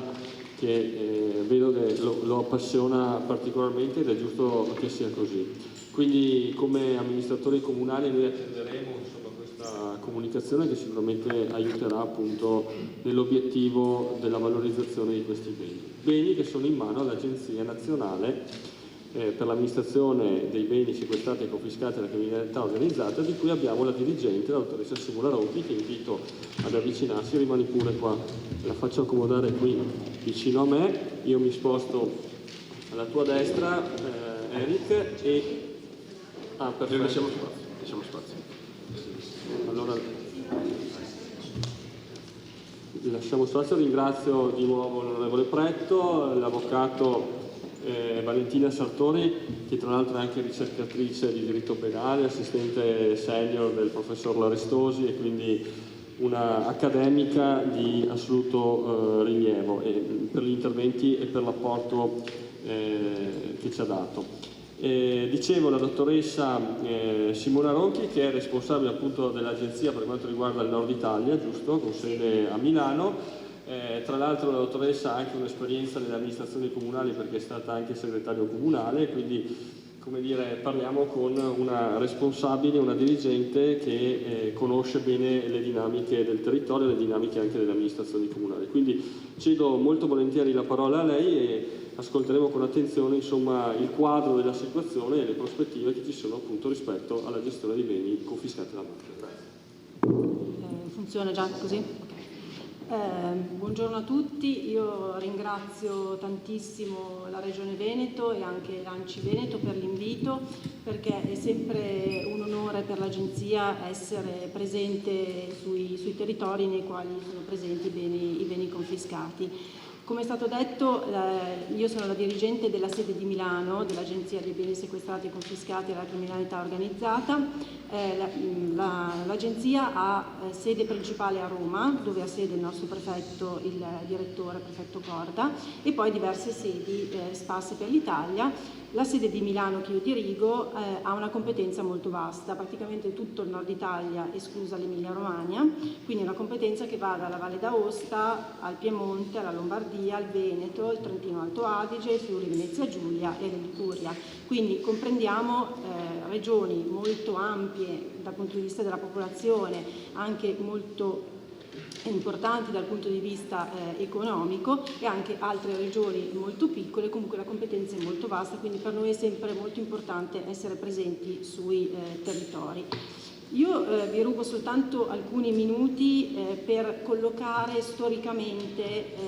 la normativa antimafia e la sua evoluzione, perché ci consente di capire meglio il contesto di riferimento in cui ancora oggi ci muoviamo, cioè la normativa che ancora oggi ci troviamo ad applicare tutti i giorni durante la nostra giornata lavorativa. Intanto il fenomeno mafioso storicamente risulta già conosciuto a fine Ottocento, ma solo dal 1982 viene riconosciuto come reato. Ed è bene ricordare, io a questo tengo moltissimo, che tutta la normativa che riguarda questo fenomeno, che riguarda il fenomeno mafioso, è macchiata del sangue di uomini che hanno letteralmente combattuto per riuscire a far applicare questa normativa. Nel 1982, infatti, dopo l'omicidio di Pio La Torre e del generale Carlo Alberto Dalla Chiesa, viene approvata la legge 646 dell'82, la legge Rognoni La Torre, che è il nostro faro, perché la legge introduce nel nostro ordinamento giuridico la fattispecie del delitto di associazione di stampo mafioso, il famoso articolo 416 bis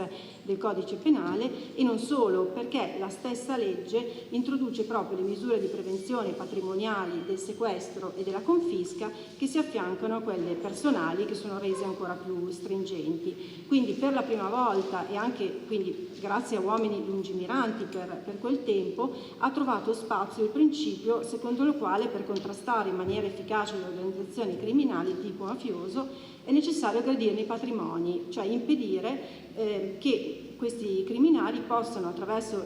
l'investimento di ingenti capitali ottenuti proprio illecitamente, investire questi capitali in nuove attività economiche e commerciali e anche finanziarie, e quindi possano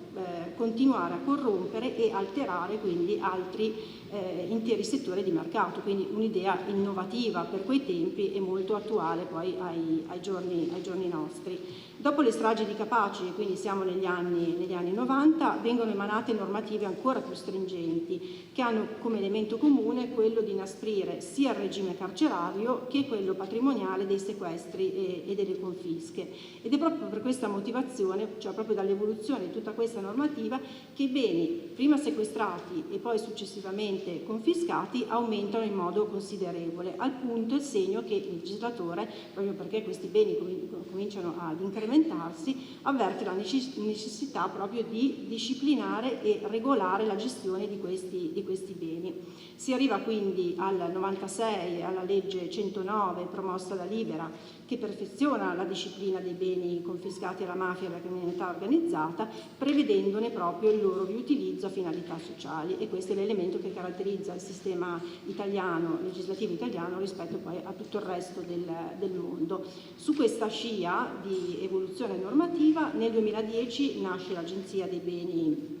sequestrati e confiscati, e nel 2011 si cerca di mettere proprio ordine e di armonizzare tutta questa normativa che man mano si era stratificata nel tempo con l'emanazione del decreto legislativo 159 del 2011, quindi il cosiddetto codice delle leggi antimafia e delle misure di prevenzione, che ancora oggi è il nostro strumento di lavoro quotidiano. Quindi l'Agenzia viene creata nel 2010, l'Agenzia è un ente con personalità giuridica di diritto pubblico dotata di autonomia organizzativa e contabile ed è sottoposta alla vigilanza del Ministero degli Interni. Gli organi dell'Agenzia sono il direttore, che è il nostro rappresentante legale, quindi che ha sede a Roma, il Consiglio direttivo, che ha come compito precipuo quello proprio di destinare i beni, il Comitato consultivo e il Collegio dei revisori. L'Agenzia ha come compiti primari quindi quelli della gestione e della destinazione dei beni confiscati alla criminalità organizzata, ma anche agli autori di tutta un'altra serie di reati, come già precedentemente detto dall'avvocato che mi ha preceduto. Diciamo che cosa ha voluto fare il legislatore? Il legislatore ha voluto creare un ente che si occupasse nel modo più efficiente possibile, anche più veloce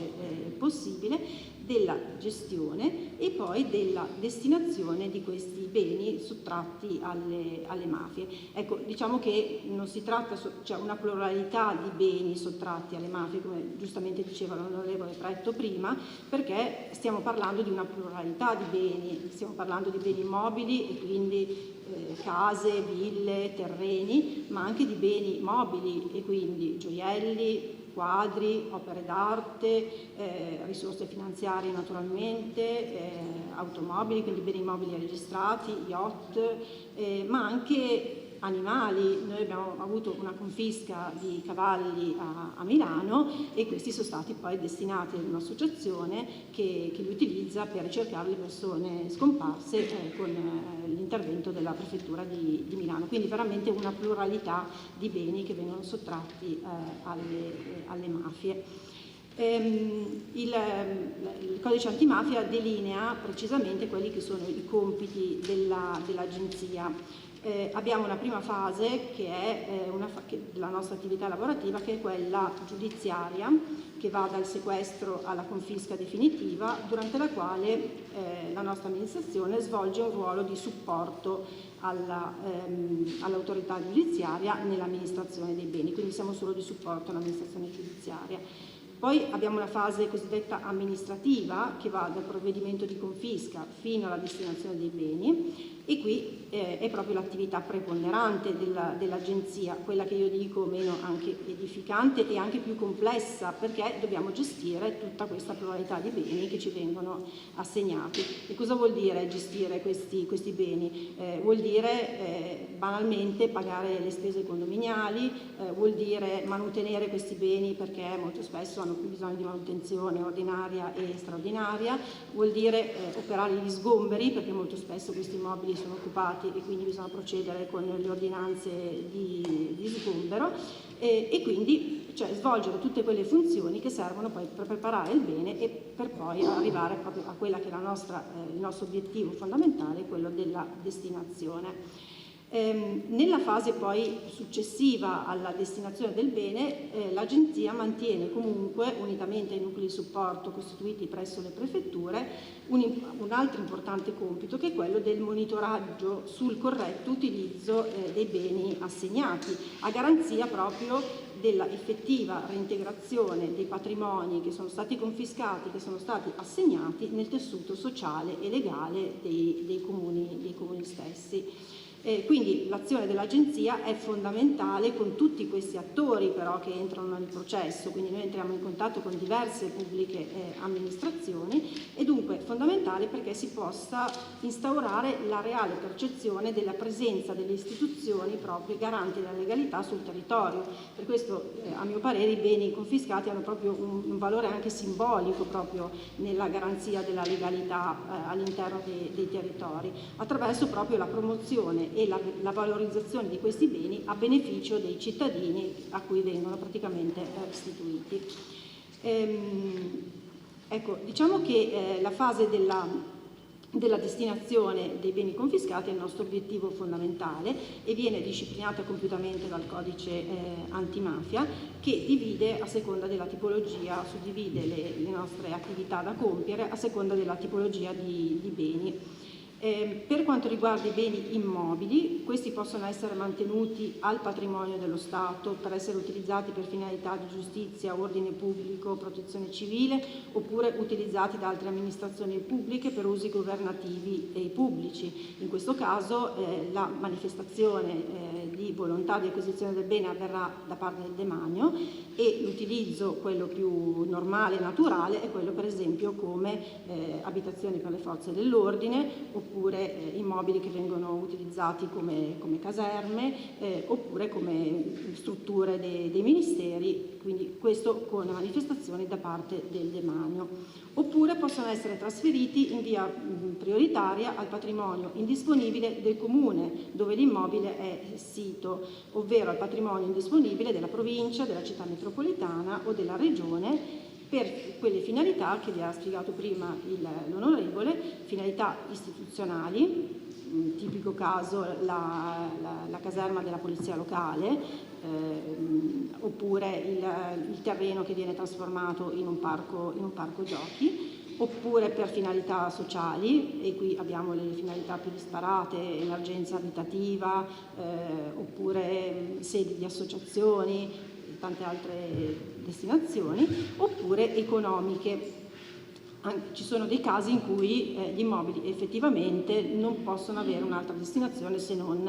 economica. In questo caso però il legislatore ha comunque tutelato il fatto che si tratti di un bene confiscato, perché ha previsto che i proventi debbano essere obbligatoriamente utilizzati per una finalità sociale, e questa è una modifica del 2021, anche per manutenzione di altri immobili presenti sul territorio, confiscati presenti sul territorio, e questo è stato molto apprezzato dai comuni perché i proventi potevano anche essere utilizzati per mettere a posto, per mantenere altri immobili. I beni possono anche essere assegnati a titolo gratuito direttamente dall'Agenzia agli enti e associazioni del terzo settore, e su questa terza ipotesi è stato fatto un bando nel 2020 e i beni sono stati un bando pubblico, e i beni,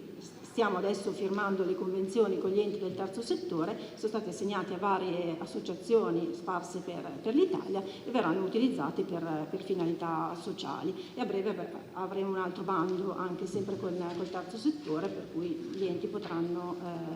partecipare. Per quanto riguarda invece i beni aziendali, questi possono essere destinati all'affitto qualora vi siano fondate prospettive che l'attività possa continuare, oppure che l'attività possa riprendersi a società o imprese pubbliche e private, oppure possono essere dati in comodato le aziende senza onere a carico dello Stato a cooperative di lavoratori dipendenti dall'impresa confiscata, e questo al sud soprattutto è successo. Possono essere destinate alla vendita alle società per un corrispettivo non inferiore però a quello determinato dalla stima dell'Agenzia, quindi c'è sempre una cautela posta a tutela di questi beni. Possono essere destinate alla liquidazione, e gran parte delle aziende del nord, ecco, gran parte delle aziende del nord vengono liquidate, ma questo per un motivo fondamentale, perché molto spesso si tratta di scatole vuote che servono solo per fare fatturazione falsa, oppure di immobiliari che servono solo per gestire gli immobili, però non hanno un'attività vera e propria. Le aziende possono anche essere trasferite, senza che ne derivino nuovi o maggiori oneri per la finanza pubblica, al patrimonio indisponibile del comune, della provincia, della città metropolitana o della regione, e questo in Toscana è stato fatto, cioè un'azienda è stata assegnata gratuitamente alla regione Toscana e la sta gestendo. Per quanto riguarda invece i beni mobili e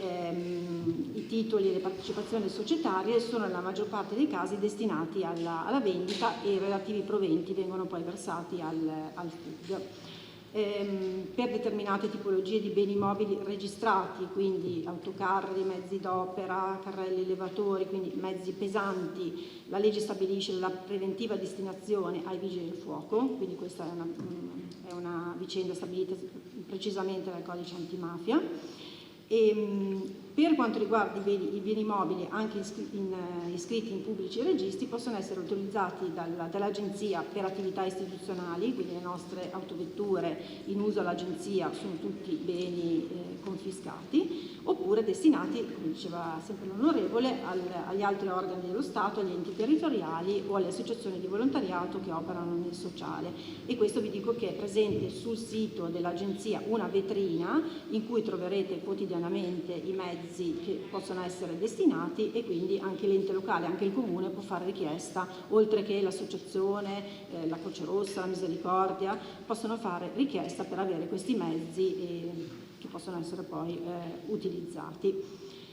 Quindi nella fase della destinazione praticamente si instaura questo che è il rapporto privilegiato dell'Agenzia con tutti questi enti che con noi collaborano, con le prefetture, con gli enti locali, con gli enti del terzo settore. Ecco, io dico sempre, forse sono di parte, non finirò mai di ringraziare i comuni per il lavoro che svolgono per i beni confiscati, perché mi rendo conto, ho fatto il segretario comunale fino al 2021, che nella marea di compiti che sono chiamati a svolgere, quello dei beni confiscati è un ulteriore compito. Naturalmente poi i sindaci sono tutti molto solleciti appunto nel gestire questi beni, nel trovare le soluzioni, però è un ulteriore compito che si aggiunge. Quindi noi cerchiamo di aiutarli in tutti i modi, i sindaci, anche durante le conferenze dei servizi.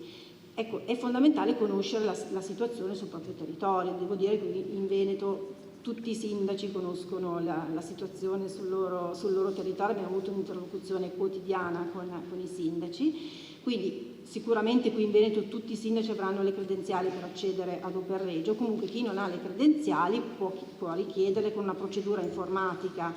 direttamente sul sito dell'Agenzia, in modo tale proprio da avere una visione della situazione che si ha sul territorio. Poi altro elemento secondo me è fondamentale che l'ente locale si doti di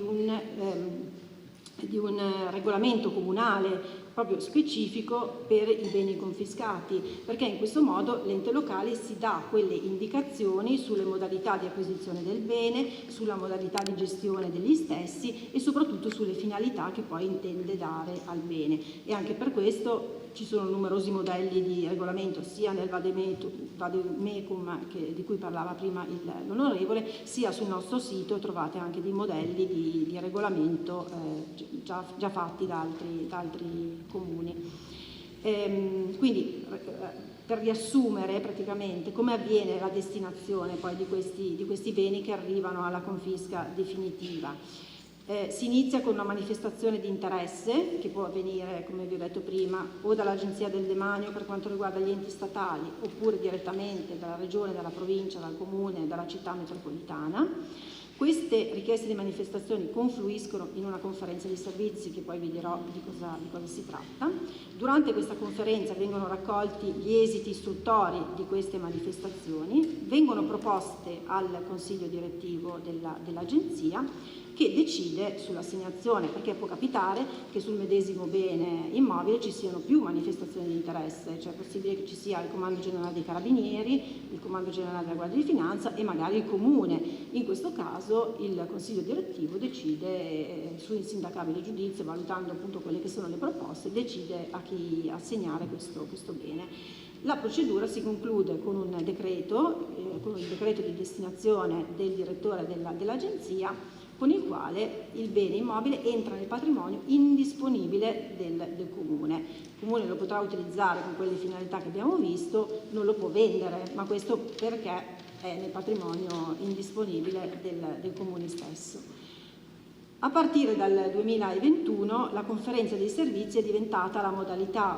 ordinaria di destinazione dei beni confiscati. Perché si è scelto questo strumento della conferenza dei servizi? Perché è uno strumento molto semplice, molto easy, che però si è rivelato molto funzionale al conseguimento di quella che è la mission dell'agenzia, cioè restituire i patrimoni confiscati alla criminalità organizzata e consentirne quindi il riutilizzo per finalità sociali o istituzionali. Capite bene che l'iter per arrivare alla destinazione di un bene è molto complesso e ci sono varie fasi e questo determina anche l'allungamento dei termini. Questo strumento della conferenza dei servizi consente di ridurre i tempi, perché praticamente si condividono le informazioni sui patrimoni confiscati e sulle opportunità che ci sono sui territori, si concentrano tutti gli enti in un unico luogo che fino ad ora è stato più che altro un luogo telematico, quindi le abbiamo fatte online, ma da quest'estate abbiamo ricominciato a farle anche un pochino in presenza, proprio per garantire questo rapporto tra l'agenzia e i comuni. In questo luogo telematico ciascun ente può esprimere l'eventuale manifestazione di interesse sui beni stessi.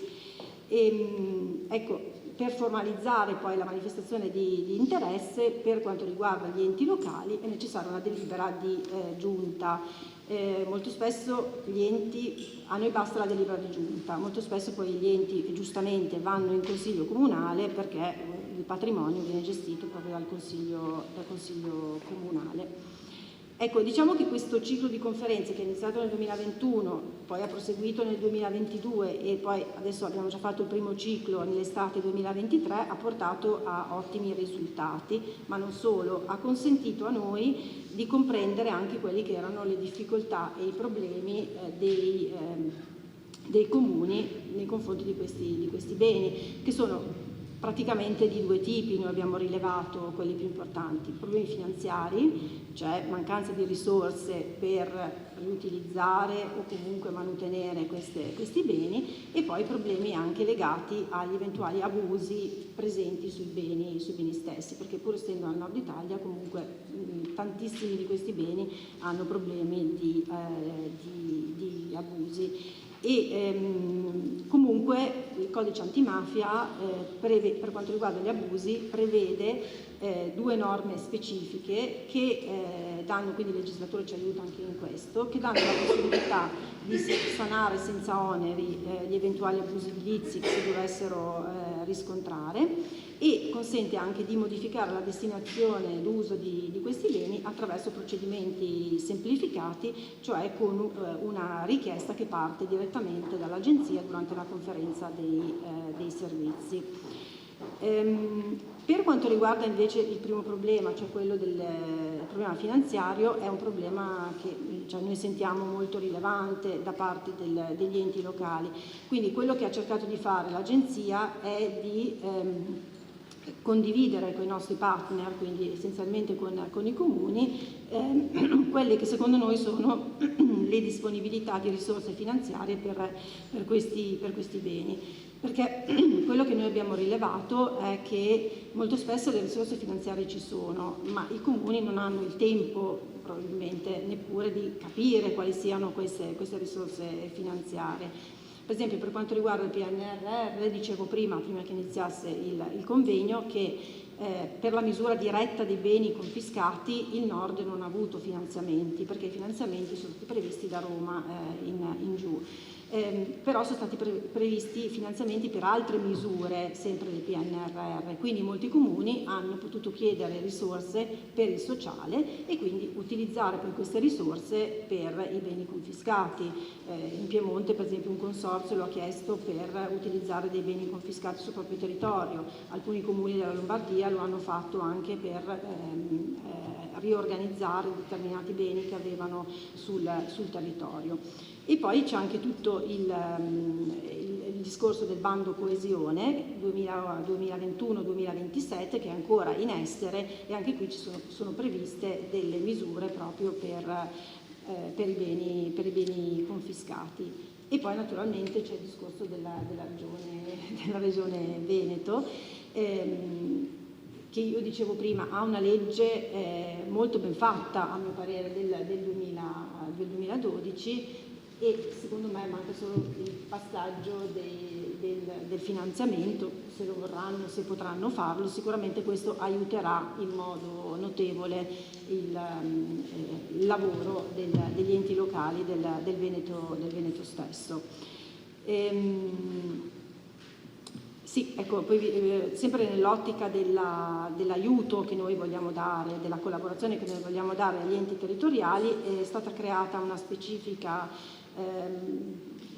sezione specifica sul sito dell'agenzia che si chiama l'Agenzia Supporti Comuni, cioè se andate sul nostro sito la trovate, dove è stato raccolto e si raccoglieranno anche materiali che riepilogano tutte le opportunità di finanziamento possibile. Ci sono degli esempi di regolamento, ci sono degli esempi di bando di concessione, perché il comune può gestire il bene confiscato o direttamente oppure darlo in concessione ad enti del terzo settore. Questa diciamo è la modalità poi più che è normalmente scelta dal comune, che non riesce a gestirlo in proprio ma lo dà poi in concessione ad un ente del terzo settore. E quindi sul nostro sito troverete sia il bando di concessione, perché noi sempre prescriviamo appunto bandi pubblici, sia poi la convenzione da stipulare con gli enti del terzo settore. Ecco, pur avendo portato poi, vi dico anche questo, pur avendo portato a risultati notevoli l'utilizzo della conferenza dei servizi, sono allo studio, al vaglio dell'Agenzia anche modalità ulteriori per la destinazione dei beni anche più semplici, e infatti è allo studio una vetrina per i beni immobili, così come già stiamo facendo per i beni mobili, in modo tale che gli immobili possano rimanere, quelli destinabili possono rimanere permanentemente su questa vetrina, e quindi le amministrazioni possono permanentemente avere visione di quelli che sono i beni destinabili, e quindi che possono eventualmente acquisire, e quindi cominciare a capire se sia possibile o meno acquisire questi beni. Ecco, io chiudo con un pochino di numeri della vostra regione, perché tutti questi strumenti che vi ho elencato, cioè questa rete tra le istituzioni, che è veramente una rete che giornalmente lavora insieme, il grande impegno profuso da tutti i settori di attività, quindi da parte nostra ma anche da parte di tutti i soggetti che con noi vengono in contatto, hanno determinato un incremento e una velocizzazione della capacità destinatoria dell'Agenzia stessa. A livello nazionale abbiamo avuto nel triennio 2020-2022 un incremento di oltre il 147% del numero degli immobili destinati, cioè siamo passati da 975 immobili destinati nel 2020 a 2413 destinati nel 2022. Naturalmente tutto questo ha avuto riflessi positivi anche sulla vostra regione, perché siamo passati dai 6 beni assegnati nel 2010 ai 101 beni assegnati nel 2022, ai 53 nel 2023, ma siamo solo a metà anno perché siamo fermi alla conferenza di quest'estate, e quindi poi a fine anno sicuramente avremo incrementato il numero dei beni assegnati anche nel vostro territorio. Il totale dei beni assegnati in Veneto sono ad oggi 296, di cui 244 trasferiti al patrimonio disponibile degli enti locali e 52 mantenuti al patrimonio dello Stato. Quindi diciamo che gli enti locali del Veneto fanno un lavoro immenso, perché sono quasi tutti assegnati a loro. Per quanto riguarda la tipologia di questi beni, sono per lo più appartamenti in condominio e box, e pochi terreni, pochissimi terreni, e per quanto riguarda la destinazione sicuramente preponderante la destinazione sociale e poi qualche caso di destinazione economica che abbiamo avuto ultimamente, ma la maggior parte sono assegnati per finalità sociali. Ecco, io chiudo con un pochino di orgoglio che già ha enunciato l'onorevole, perché il codice antimafia, il nostro codice antimafia è riconosciuto anche a livello fuori dai confini nazionali quale modello di riferimento per la costruzione di un sistema efficace di contrasto nella lotta alla criminalità organizzata. Il modello italiano è considerato un esempio virtuoso in tutto il mondo e in quest'ultimo anno, soprattutto in quest'ultimo anno, alcuni stati esteri hanno mostrato un grande interesse per l'esperienza italiana, in particolare proprio per questo aspetto legato al riutilizzo pubblico e sociale dei beni confiscati, perché nella maggior parte dei paesi europei e anche nel resto del mondo i beni confiscati vengono poi venduti. E proprio per questo l'Agenzia ha ricevuto numerose delegazioni di paesi esteri, Olanda, Romania, Argentina, Bulgaria, e nel 2023 i vertici dell'Agenzia sono stati presenti in Angola, Argentina, in Colombia per esportare proprio le buone pratiche nella valorizzazione di questi beni. Per cui per una volta siamo i più bravi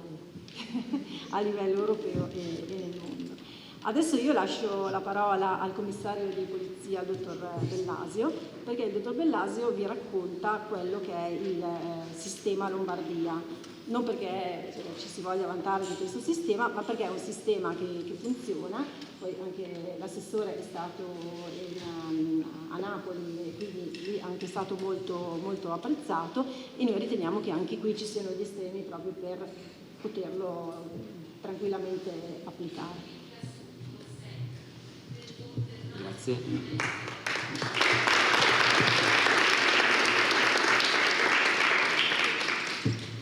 Sì, buongiorno. Io partirei facendo una piccola precisazione sulla questione dei dati che sono disponibili sul nostro sito, sul portale che si chiama OpenRegio. Perché da sempre, io sono in agenzia da quando ho aperto la sede a Milano, quindi dal 2012. Sono una mosca bianca perché una cariatide e una mosca bianca. C'è sempre stata questa difficoltà all'esterno di far comprendere i numeri e soprattutto di comunicare dei numeri che fossero anche attendibili. Quindi proprio per la stratificazione che c'è stata sia sulla normativa precedente ma anche sul codice antimafia, perché dal 2011 ad oggi sono state fatte sostanzialmente tutti gli anni modifiche, le più importanti quelle che ricordava anche l'avvocato nel 2017, ma tutti gli anni o con i pacchetti sicurezza o con la legge di stabilità il codice antimafia è sempre stato modificato. Questo cosa ha comportato? Che è vero che noi gestiamo i beni confiscati con la finalità di destinarli principalmente ad usi sociali, che è lo spirito che diciamo guida il codice antimafia. Ma l'Agenzia ha anche il compito di gestire questi beni in fasi precedenti la definitività, perché per destinare il bene è scontato, è ovvio che la procedura deve essere definitiva e quindi il bene deve essere acquisito al patrimonio dello Stato a titolo definitivo. Ci sono delle condizioni oltre a questa che vanno soddisfatte, e una di queste è il soddisfacimento dei creditori, che comporta tante volte delle lungaggini che ricordava anche prima la rappresentante dell'ANCI nella gestione dei beni confiscati, perché queste sono fasi che si accavallano anche prima della definitività del provvedimento. L'autorità giudiziaria ha il compito di stabilire, banalizzando un pochino la questione, se, come se fosse un fallimento, se nella procedura di confisca ci siano dei creditori che hanno il diritto di essere soddisfatti, e questo comporta che in alcuni casi, anche successivamente alla definitività, i beni non possano essere destinati perché questa fase sta ancora bloccando, e quindi il motivo per cui in certi casi i beni rimangono fermi e non possono essere destinati, questo è uno di quelli, oltre all'occupazione che veniva ricordata, che è un'altra delle cose, ma che si risolve più velocemente e più semplicemente in certi casi. Questo per dire cosa? Che sul nostro sito, sul portale, trovate due sezioni, una con i beni destinati, quindi quelli che sono già in uso ai comuni principalmente, perché il comune è l'ente principe che io dico sempre ha l'onore e l'onere di gestire i beni confiscati. L'onore perché ci siamo detti il valore sociale che ha il riutilizzo di questi beni, l'onere perché, me lo insegnate voi, non è facile gestirli, ci sono tutta una serie di criticità, anche quelle economiche, di gestione proprio del bene. Quindi sul nostro portale troverete una sezione che è quella che generalmente interessa di più il comune che vuole capire se sul proprio territorio ci sono dei beni e se eventualmente potrà poi acquisirli, che è quella dei beni cosiddetti in gestione. I beni in gestione sono quelli che sono appunto in gestione dell'agenzia, ma comprendono delle fasi giudiziarie precedenti alla definitività, perché la stratificazione del codice antimafia ha fatto sì che l'agenzia abbia competenza di gestione attualmente dal secondo grado della procedura, ma in passato addirittura dal primo grado. Quindi noi abbiamo avuto beni in gestione che sono entrati nella gestione dell'agenzia subito dopo il sequestro, quindi dal primo grado, e che ci sono rimasti e magari ci sono ancora adesso perché le fasi non sono ancora terminate. Su questa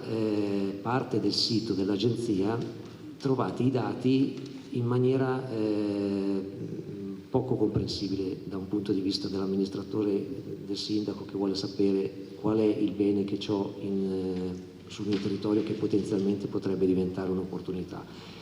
perché proprio per motivi di privacy e per il fatto che il procedimento non è terminato, noi non possiamo mettere in chiaro tutti i dati che riconducono la persona a cui quel bene è stato al momento sequestrato o confiscato in primo grado o magari anche in secondo grado, ma quindi non ancora definitivamente,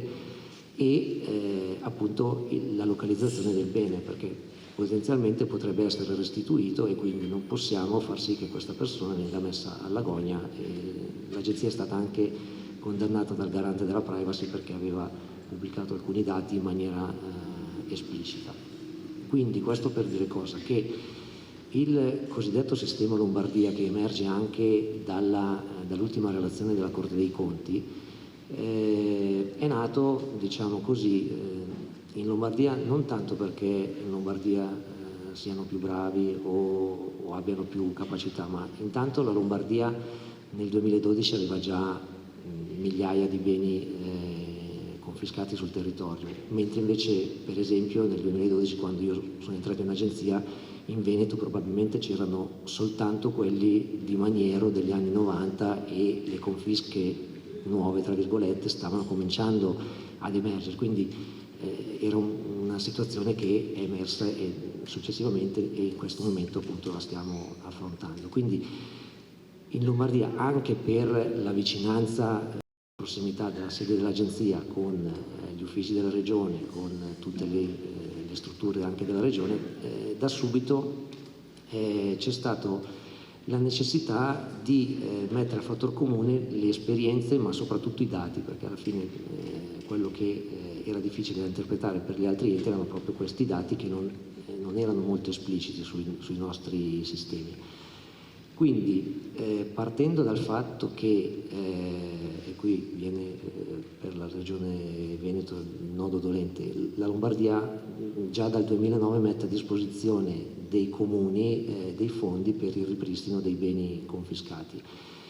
con una legge precedente addirittura all'istituzione dell'Agenzia Nazionale e del Codice Antimafia, che è stata rifatta nel 2015 e rivista prima della fine della legislatura della Lombardia dell'anno scorso, e quindi attualmente è stata modificata e prevede delle novità che adesso vi dico. Cosa è successo? La Regione Lombardia, quando è stata aperta la sede di Milano dell'Agenzia Nazionale, ha cercato un contatto, e noi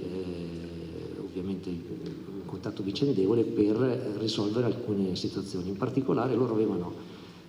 che adesso purtroppo non è più così, ma a quell'epoca avevano il problema che non riuscivano a spendere tutti i soldi che mettevano a disposizione perché loro non sapevano quali fossero i beni destinati ai comuni in quel momento, e i comuni non sapevano in tanti casi che la Regione mettesse a disposizione quei fondi. Quindi è stato creato un tavolo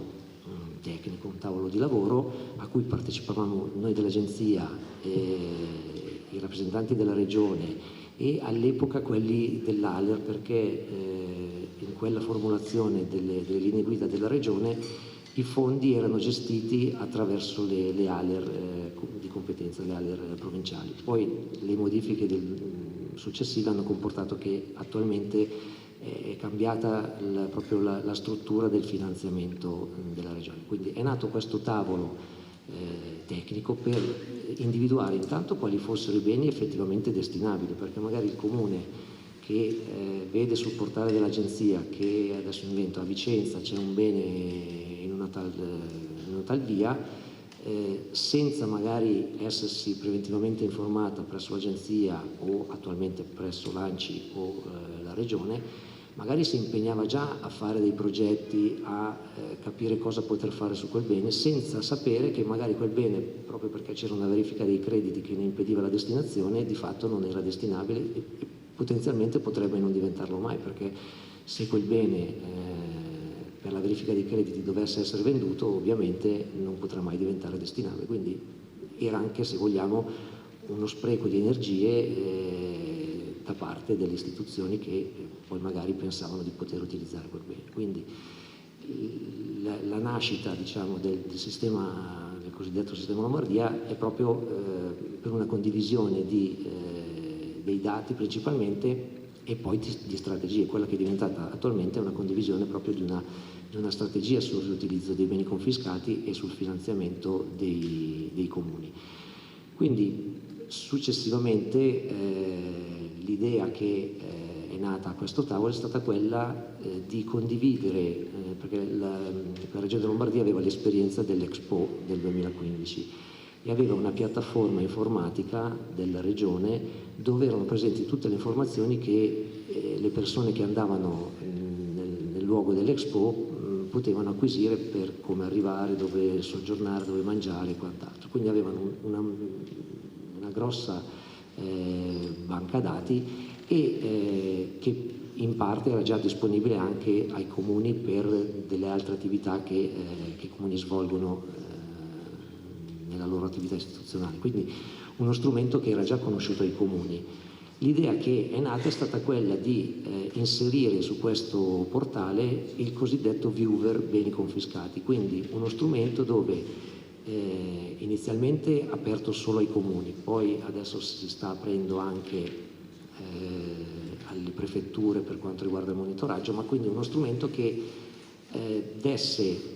una localizzazione dei beni,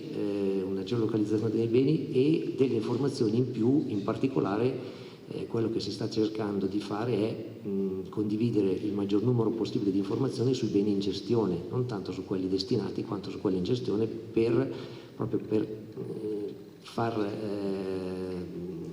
divulgare, diciamo così, le informazioni sui beni che potenzialmente il comune potrebbe acquisire e quindi per accelerare le procedure di destinazione, ma anche quelle di progettazione e dei progetti appunto che potranno essere poi applicati su quei beni. In questo ambito, quindi in parallelo alla costruzione del viewer, che è uno strumento informatico che credo Regione Lombardia possa anche dare in riuso alle altre regioni, perché di questo stavano cercando di capire quali fossero le modalità, quindi sono disponibili anche a cedere lo strumento alle regioni che lo volessero acquisire. In questo ambito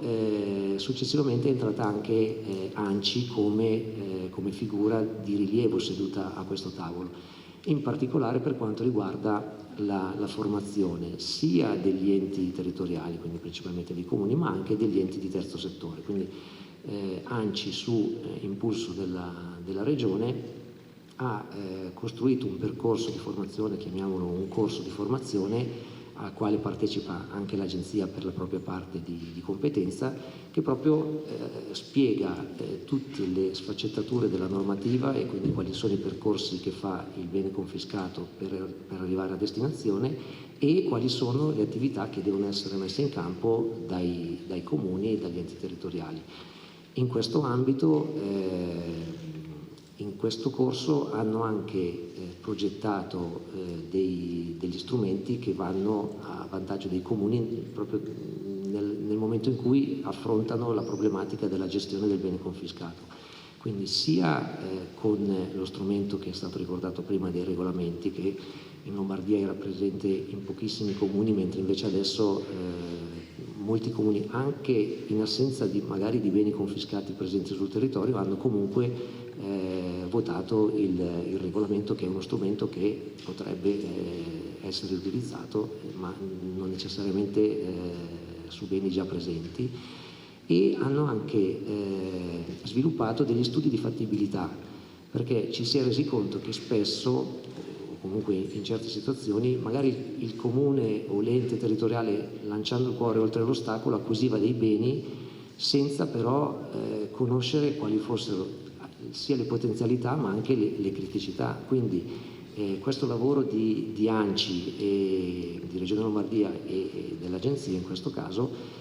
è servito proprio per spiegare ai comuni, e questo è stato fatto in particolare da dei manager di cui ANCI si è avvalsa, dei manager di una manager whitelist si chiama, sono dei manager che erano stati formati nel 2012 in un corso specifico di formazione di manager che avrebbero dovuto gestire beni confiscati, in particolare aziende. Quindi, avvalendosi di queste figure, hanno anche costruito un format di questi studi di fattibilità proprio per capire le potenzialità e come utilizzare i beni. Nelle modifiche alla norma della Regione dell'anno scorso è stato aggiunto, oltre al tavolo tecnico che è stato appunto ampliato ad ANCI, che prima non ne faceva parte faceva parte ma non era previsto nella norma. Quindi nella norma attualmente è previsto questo tavolo e questi strumenti per sedersi e discutere di queste criticità, ma anche un altro strumento che pensiamo sarà molto utile, che è uno sportello attualmente telematico. L'idea era quella di aprirlo proprio fisicamente, ma anche in questo caso immagino sia una questione di costi, perché ANCI ha avuto questo incarico di aprire questo sportello e al momento lo potranno fare in maniera telematica. Quindi uno sportello dove l'ente territoriale o anche l'ente del terzo settore che ha necessità di capire quali siano, come affrontare le problematiche, come arrivare a destinazione di un bene o anche come utilizzarlo, potranno appunto rivolgersi a questo sportello che è proprio previsto nella normativa regionale. Quindi noi peraltro anche nella vecchia legislatura della Regione Lombardia abbiamo da sempre avuto un rapporto un po' con tutte le strutture, anche con la commissione antimafia della Regione, e nell'ambito proprio di questi rapporti c'era stato un tentativo che poi è morto sul nascere, perché c'è stata la rielezione della Regione, e tramite la Regione Lombardia, la commissione antimafia della Regione Lombardia, si era avuta l'idea di organizzare dei convegni come quello di oggi, che sostanzialmente ci ha un po' anticipato, nelle regioni dove non avevamo questi rapporti così capillari, dei convegni che proprio spiegassero questo sistema per cercare di divulgare questo, ripeto, lo chiamiamo sistema Lombardia, ma non per vantare la regione piuttosto che un'altra, ma proprio perché per noi è fondamentale avere questi rapporti interistituzionali con gli enti territoriali e con le regioni per risolvere le criticità che diversamente diventano più difficili da risolvere, perché magari non sappiamo che in comune abbiamo la possibilità di farlo mentre singolarmente no. Quindi l'auspicio è che ci sia una sempre maggiore interazione tra le istituzioni.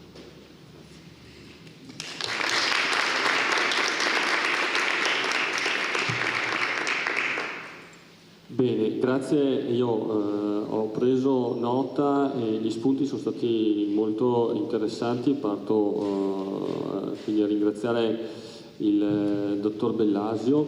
perché il modello Lombardia, insomma, potremmo replicarlo e magari creare qualcosa di simile o comunque organizzare un servizio, tenuto conto che, come diceva la dottoressa Ronchi, comunque l'agenzia è disponibilissima, al di là dello sportello eccetera, a intrattenere rapporti con l'amministrazione comunale, a mettere a disposizione notizie, informazioni, a assistere, diciamo, le amministrazioni comunali nell'acquisizione e nella presentazione delle progettualità per valorizzare e acquisire questi beni. Quindi complimenti dottoressa per l'impegno su questo settore sul quale sicuramente c'è da investire. Mi farò anch'io parte attiva in regione per quanto possibile, magari coordinando le poche risorse che ci sono, in maniera tale da finalizzarle e rendere gli investimenti il più efficace possibile. Io vi ringrazio per la disponibilità e per quanto avete potuto dare anche agli amministratori locali qui presenti, che sono stati sicuramente attenti fino adesso ad ascoltare le vostre valutazioni, le vostre proposte. Ecco, adesso si conclude questa fase, diciamo, delle relazioni e si apre un tavolo dove invito il dottor Giacomo Mannocci, che è dirigente in regione, si occupa di polizia locale, antimafia e sicurezza. Abbiamo tenuto alta l'attenzione, siamo riusciti a tenerla alta fino adesso lascio lo scettro al dottor Mannocci, che è un toscano e quindi con la simpatia toscana riuscirà a rialzare di nuovo l'attenzione rispetto a questa ultima fase del convegno, che è la tavola rotonda, dove le amministrazioni comunali che hanno già acquisito i beni porteranno le loro esperienze, quindi ci sarà un po' un confronto su quelle che chiamiamo le best practice, o comunque le esperienze in Veneto dell'utilizzo di questi beni. Io concludo qui quindi la mia collaborazione e i lavori per questo convegno e lascio la parola al dottor Mannocci. Prego. Grazie mille consigliere, forse si è meglio con questo, e inviterei a partecipare anche già ai sindaci in modo tale da iniziare la tavola rotonda. Abbiamo il sindaco Paola Fortuna, l'avvocato Teso, poi il sindaco di Montecchio Maggiore Trapola e poi ringraziamo ancora per la partecipazione la dottoressa Francesca Convertini, sempre dell'Agenzia Nazionale per i Beni Confiscati. Prego, accomodatevi. Grazie, buongiorno. Io sono il direttore dell'unità operativa delle polizie locali, sicurezza e antimafia della Regione Veneto. Come è stato prima ricordato, abbiamo una legge regionale numero 48 del 2012, che dedica particolare attenzione al problema dei beni confiscati alla mafia. Ovviamente gli attori principali sui beni confiscati sono da un lato lo Stato e gli enti locali, ma sicuramente la Regione può svolgere un ruolo estremamente importante sia in quella attività di coordinamento necessaria tra l'Agenzia e gli enti locali, sia anche eventualmente nell'assegnazione di contributi o comunque di un supporto pratico nella gestione delle pratiche che sappiamo complicate per l'acquisizione dei beni. Noi vorremmo dedicare particolare attenzione soprattutto ai piccoli comuni, ai comuni di piccole e medie dimensioni, che normalmente sono presi ovviamente da tutte le questioni legate al PNRR, alla mancanza cronica di personale, e quindi mi rendo conto che ovviamente gestire un singolo bene, magari non di eccessivo valore, presente sul territorio comunale, può non rappresentare una priorità per l'interesse generale della comunità, e quindi in questo modo avere un supporto amministrativo, giuridico e di coordinamento con l'agenzia da parte della Regione può essere un valido ausilio per gli enti locali, per i quali noi ci mettiamo a disposizione come unità operativa. Dopo la disamina approfondita che è stata fatta precedentemente, secondo me ora è giusto dare l'attenzione ai veri protagonisti, a coloro che poi sono chiamati sul territorio a gestire i beni confiscati, e siccome ovviamente non abbiamo in Veneto un numero di beni confiscati così come in altre regioni d'Italia, ma sicuramente ce n'è un numero significativo, e conoscere le esperienze che vi sono state dalle varie amministrazioni comunali qui presenti sicuramente può essere un elemento molto importante, perché può servire anche di esempio sia per i risultati positivi che sono stati raggiunti, ma anche per parlare di eventuali criticità che nel corso della gestione dei procedimenti vi possano essere stati, sempre per un'ottica di miglioramento del procedimento stesso, e per velocizzare i tempi di assegnazione, che come sappiamo sono parecchio complessi, come prima ci diceva la dirigente Ronchi. Poi chiederei alla dottoressa Convertini di magari rispondere alle varie domande, ai vari dubbi anche che possono emergere dal dibattito, e di chiudere. Quindi io darei innanzitutto la parola al sindaco di Poiana Maggiore. Buongiorno, e ci racconta un po' la sua esperienza. Prego. Buongiorno a tutti, intanto ringrazio anch'io per l'invito che è stato rivolto all'amministrazione comunale di Poiana Maggiore a essere presenti qui a questo convegno, che effettivamente rappresenta una grande opportunità per il nostro territorio di affrontare un tema che, come diceva all'inizio l'onorevole Pretto, è ancora poco conosciuto. Allora, io sono sindaco al secondo mandato, quindi il primo mandato l'ho iniziato a maggio del 2014, quindi la vicenda dei beni sequestrati nel mio comune l'ho seguita in sostanza fin dall'inizio, quindi fin dalla conoscenza della confisca dei beni ad aprile del 2015 e fino poi al decreto di assegnazione a gennaio di quest'anno, e poi dirò anche come stiamo, io credo con velocità, anche lo dico un po' con orgoglio, procedendo anche sulla assegnazione di questi beni. Ecco, sicuramente è mancato. Nel 2015 non si aveva a disposizione probabilmente tutti quegli strumenti che oggi sono a disposizione, in modo particolare appunto questo Open Regio così funzionale, non ci sono a disposizione, non avevamo il vademecum, non avevamo, io credo, anche una formazione adeguata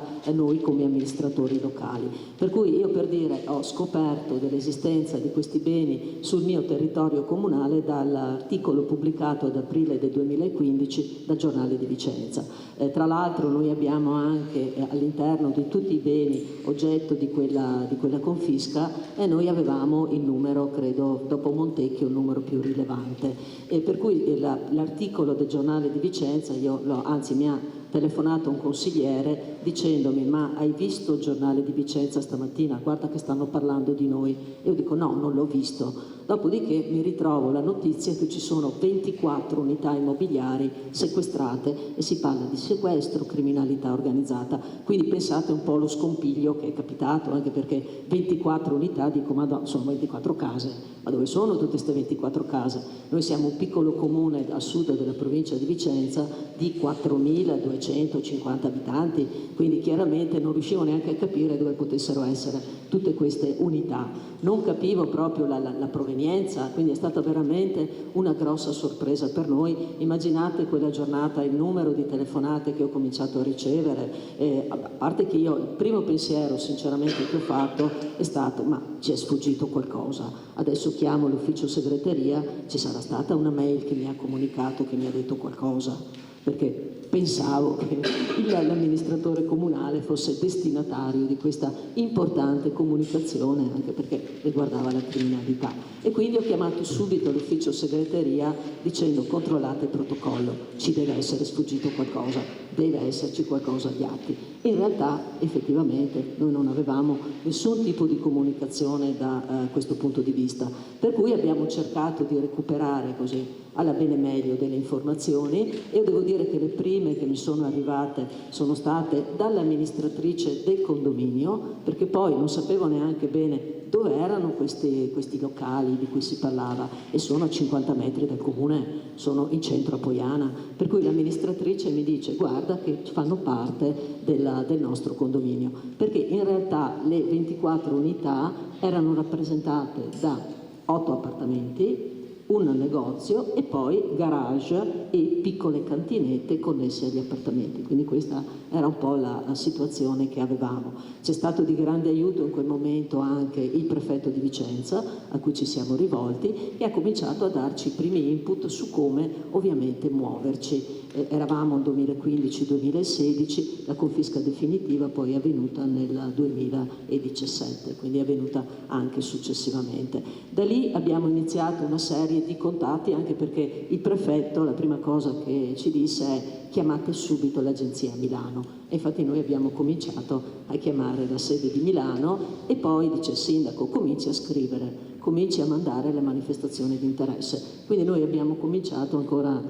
nel 2017 a cominciare a scrivere e a capirne un po' di più su questa destinazione. E devo dire che in questo percorso poi c'è stato intanto il grande aiuto che abbiamo avuto, io lo sottolineo, da parte dell'onorevole Pretto, che effettivamente ci ha un po' anticipato da Demecum, perché ci ha dato tutta una serie di istruzioni su come muoverci, su cosa fare, perché effettivamente la procedura, io devo dire, è complicata, quindi bisogna fare particolare attenzione. Poi ripeto, noi non abbiamo una struttura organizzativa come comune che consenta di avere chissà quali risorse umane che ci possano aiutare, quindi si va alla ricerca della collaborazione. E devo dire che tanta collaborazione noi l'abbiamo trovata anche nella definizione delle nostre progettualità dal nostro, io dico, straordinario mondo del volontariato che abbiamo. Perché guardate che i progetti che adesso io andrò a dire sono stati anche voluti dal territorio, perché noi ci siamo mossi e convinti appunto che questa fosse un'occasione per i territori e fosse un'occasione per soddisfare delle esigenze che noi come piccoli comuni non avremmo potuto mai fare, esigenze che venivano dalle associazioni, che venivano da famiglie, e quindi era importante ancora perché alle spalle stava ovviamente quel sostegno a quella cultura della legalità che ovviamente appartiene a tutti noi amministratori. Quindi poter fare qualcosa in nome anche di questo per noi era particolarmente significativo. Allora, come abbiamo destinato le nostre unità? Allora, noi abbiamo degli 8 appartamenti, su 2 abbiamo presentato una progettualità che è legata a un progetto di autonomia di vita indipendente, quindi stiamo parlando del mondo della disabilità, magari conosciuto come Dopo di Noi. Quindi qui abbiamo avuto la grossa disponibilità dell'associazione che ha individuato con noi questo progetto, che poi sapete chiaramente 2 di questi locali noi con un bando di quest'anno li abbiamo assegnati a questa progettualità, loro hanno già le chiavi in mano, per cui insomma inizieranno a breve. Altri 2 appartamenti con i relativi garage eccetera li abbiamo destinati a un'altra progettualità sentita sul nostro territorio, che è quello di un centro diurno per minori. Anche in questo caso sono minori che hanno alle spalle famiglie fragili, quindi famiglie che hanno bisogno di sostegno, quindi anche questa era un'esigenza. Quando dico noi, non dico il comune di Poiana Maggiore, dico l'area Berica, perché questo è un servizio che non ricade sui miei, solo sulla mia comunità, ricade su tante famiglie intorno, perché sono servizi che mancano. Io parlo del sud della provincia di Vicenza, quindi voglio dire, guardate con interesse, anche noi siamo al confine, provincia di Padova, provincia di Verona, quindi siamo lì, 8 chilometri Colonia, altri 8 Montagnana, per cui voglio dire, lì hai anche altre famiglie che ti prendono come riferimento. Quindi è importante raggiungere il risultato, ma senza la collaborazione di queste due associazioni non ce l'avremmo fatta, anche perché prima si parlava di risorse finanziarie e queste associazioni noi non avevamo, sì, abbiamo i soldi per pagare le spese condominiali che sono già tante, abbiamo le risorse perché il bando è di questo periodo, abbiamo delle risorse per le prime manutenzioni, ma poi ci sono anche altri interventi da fare in questi appartamenti. Fortunatamente queste associazioni hanno deciso di prendersi a carico questi lavori, quindi voglio dire, sono venute anche incontro perché, ripeto, c'è grande passione, c'è grande volontà di raggiungere questi risultati. Poi abbiamo invece 2 locali che sono stati assegnati per i cosiddetti fini economici, quindi a valore di mercato,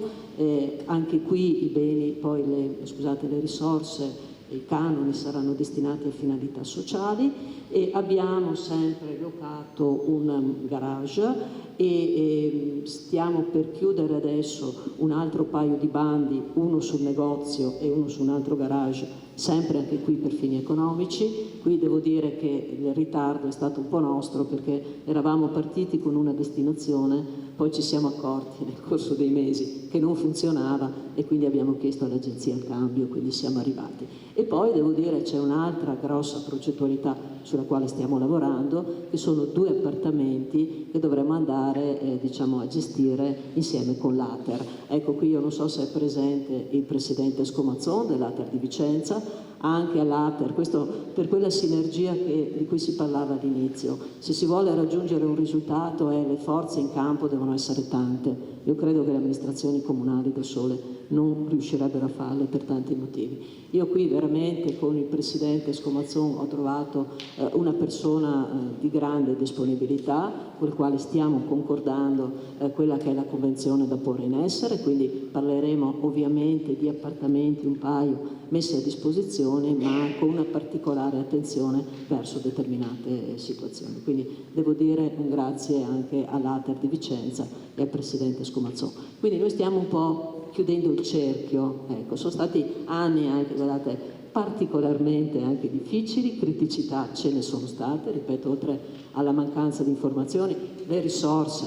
anche qui, ecco, io citavo le spese condominiali prima, noi avremo 5.000 euro di spese condominiali all'anno, mi dice sono poche, sì, provate a mettere nel bilancio il comune di Poiana, cioè voglio dire, ecco, è tutto relativo, no? Però insomma l'impegno si fa, si utilizza l'avanzo, si fa quel che si può, se si ritiene che poi l'obiettivo da centrare sia un obiettivo importante e noi su questo ovviamente crediamo molto. Io poi l'ultimo ringraziamento all'onorevole lo faccio alla dottoressa Convertini, perché devo dire che da quando noi abbiamo iniziato a rapportarci con l'Agenzia Nazionale,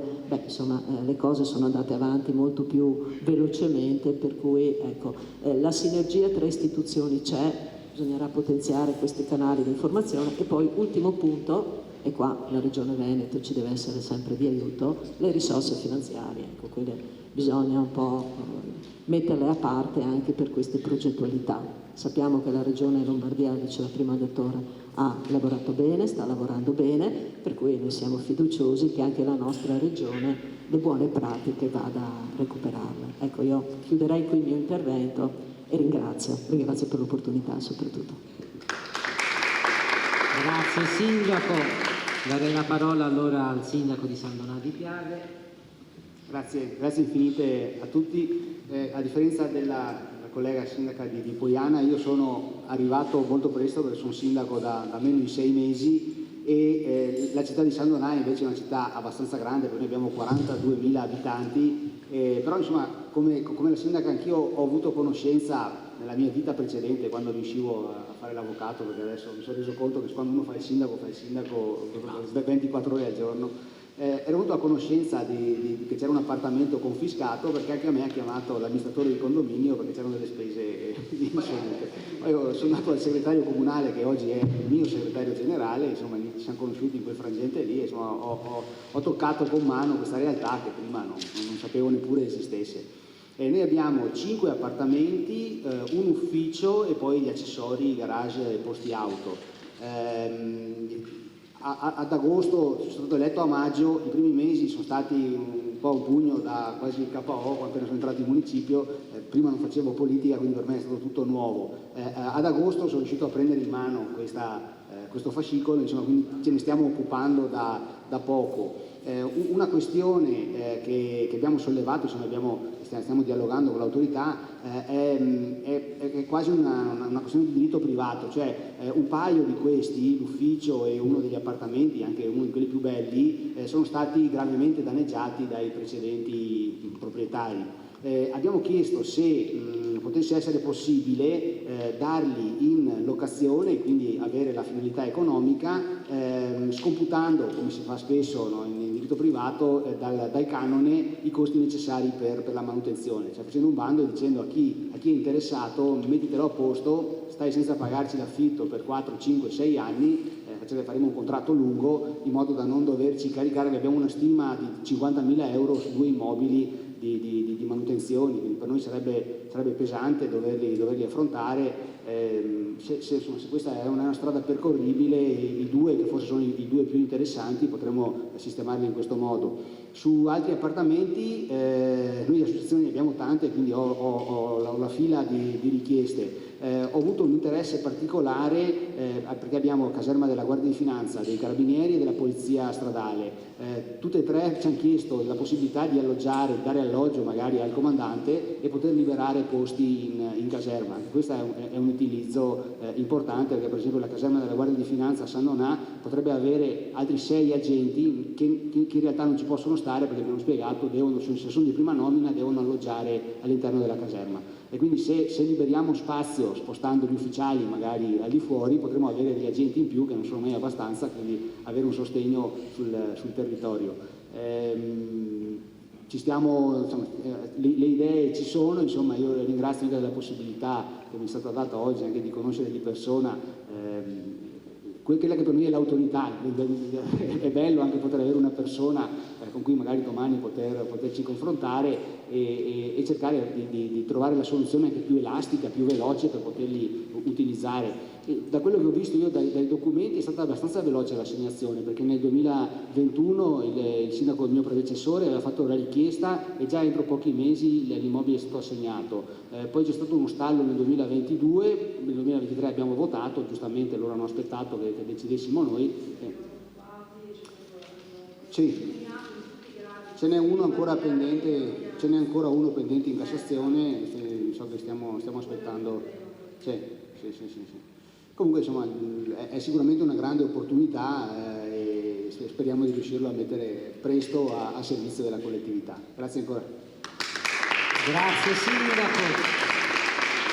Passiamo al nostro ultimo sindaco, al sindaco di Monteggio. Grazie a tutti voi, grazie in particolare all'agenzia perché ci ha sempre supportato, un ringraziamento anche all'onorevole Eric Pretto perché quando ha avuto bisogno sinceramente è sempre intervenuto. Quindi questo è un ringraziamento che va fatto doveroso perché effettivamente della materia si conosce molto poco.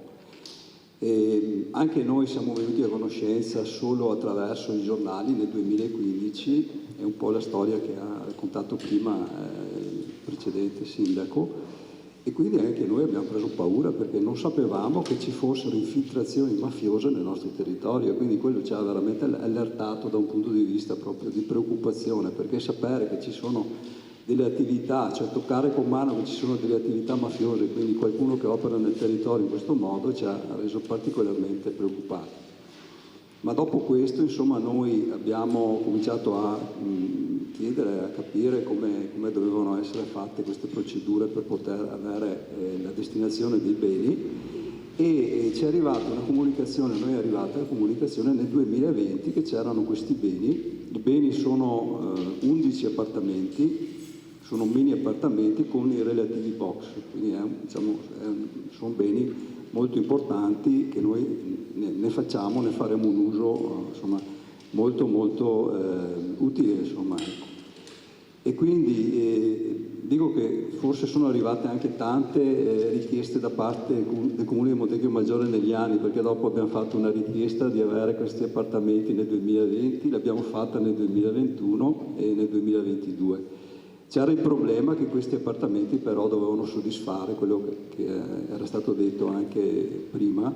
i creditori, no? Quindi sono stati bloccati per lungo tempo, ma appena si è sbloccata questa faccenda l'agenzia è stata veramente veloce. Ecco. Abbiamo fatto quindi un sopralluogo su questi 11 appartamenti, fra cui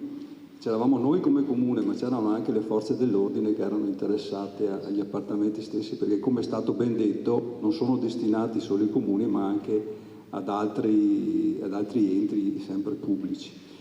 E benissimo è stato fatto quando abbiamo fatto la conferenza di servizi, anche questo è una cosa importante che è stato già sottolineato, però è proprio la conferenza di servizi dove poi ci si parla. L'abbiamo fatta in prefettura, quindi a presenza del prefetto, dell'agenzia, dei sindaci, di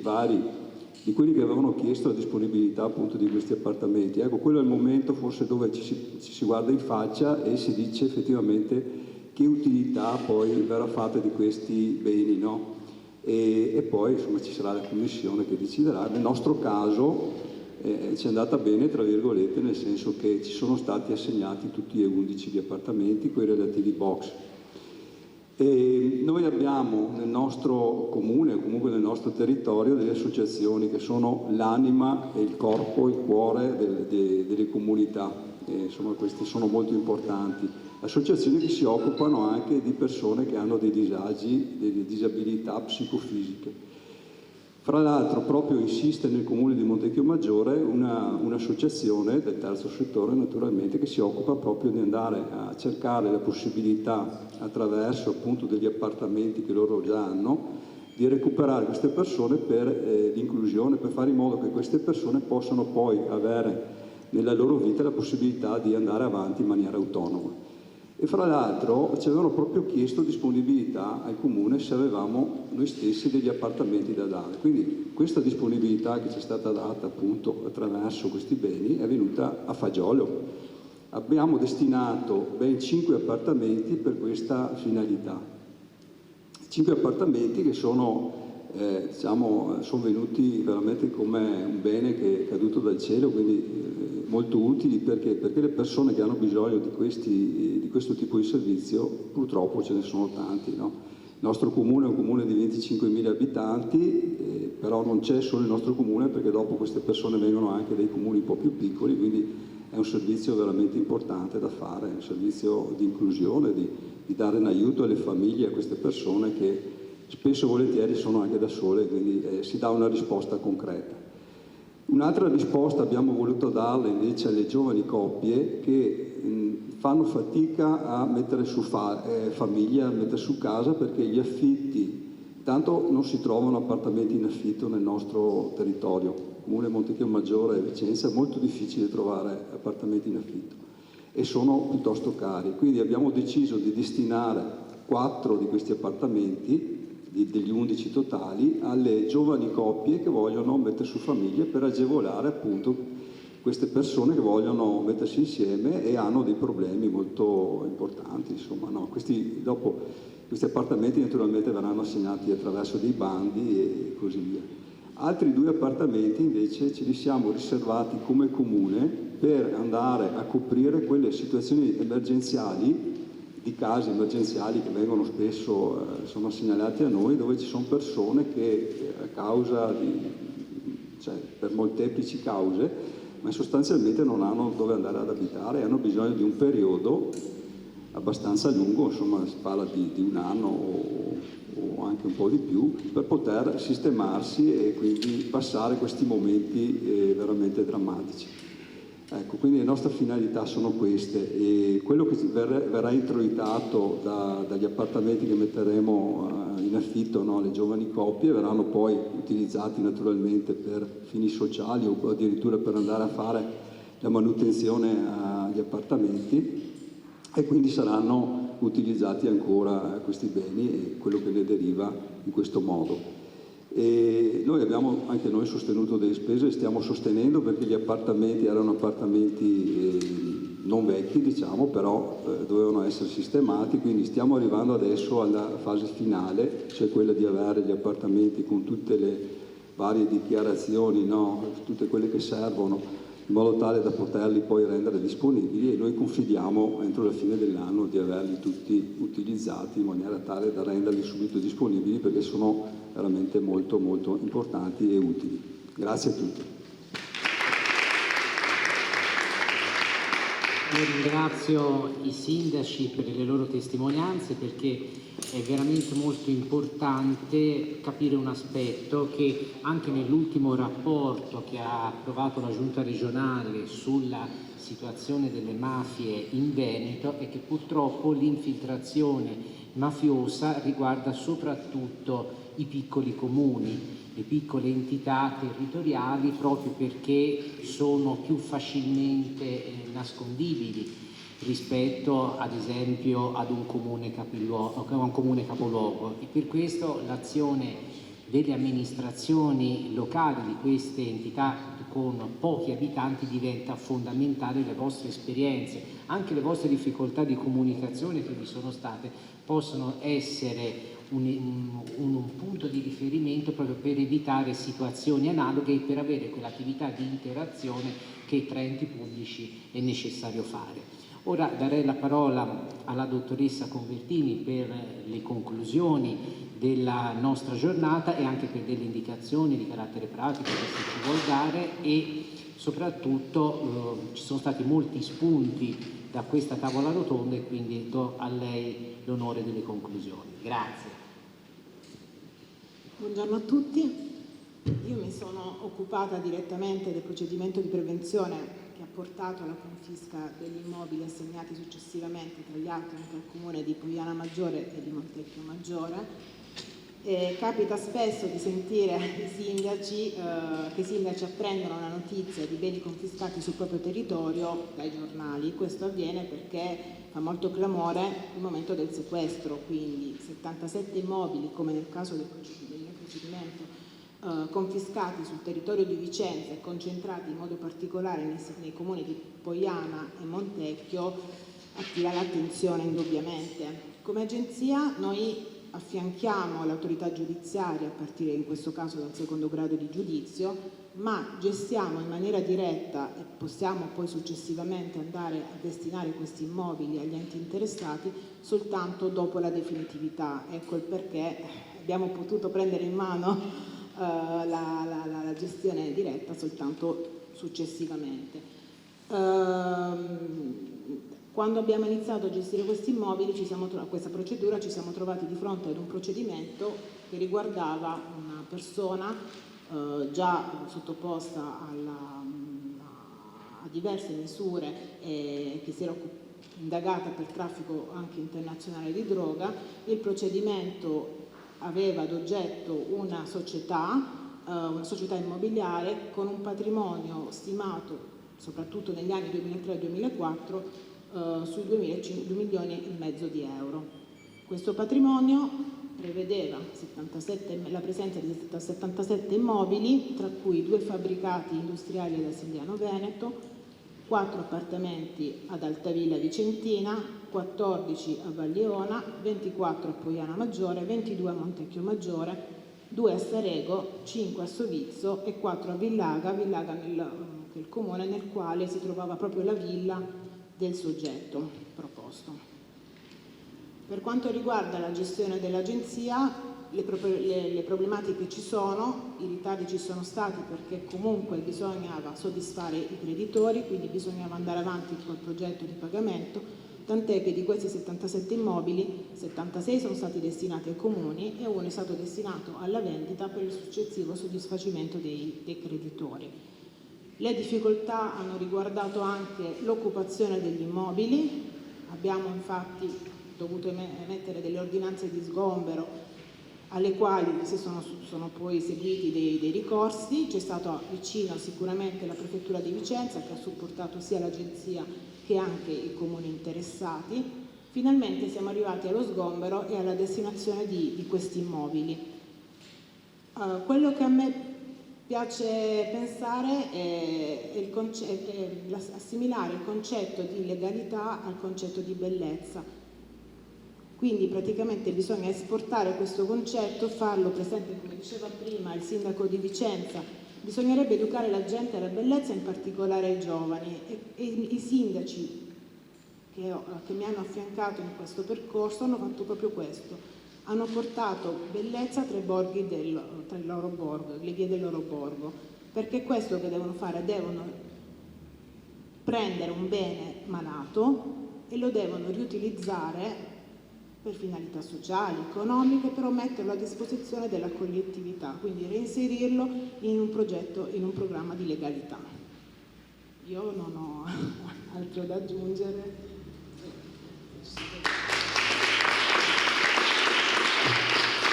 Grazie mille, e bisogna chiudere con una nota anche positiva. La dottoressa ci diceva l'importanza del bello, l'importanza dell'educazione. Io volevo sottolineare in chiusura di questo incontro anche le iniziative che come amministrazione regionale stiamo ponendo in essere proprio in attuazione di questa legge, la legge 48, che abbiamo proprio per il contrasto alle mafie e alla criminalità. Ora sono in corso diversi progetti, uno ad esempio è nell'ambiente agroalimentare molto importante, abbiamo il direttore che sta seguendo per l'appunto questo progetto che va avanti da diversi anni e che è estremamente importante, e poi facciamo moltissime iniziative nelle scuole, ci rivolgiamo soprattutto ai ragazzi degli istituti, delle scuole di primo e di secondo grado, proprio per educare sin da piccoli, attraverso la ricerca del bello, attraverso la ricerca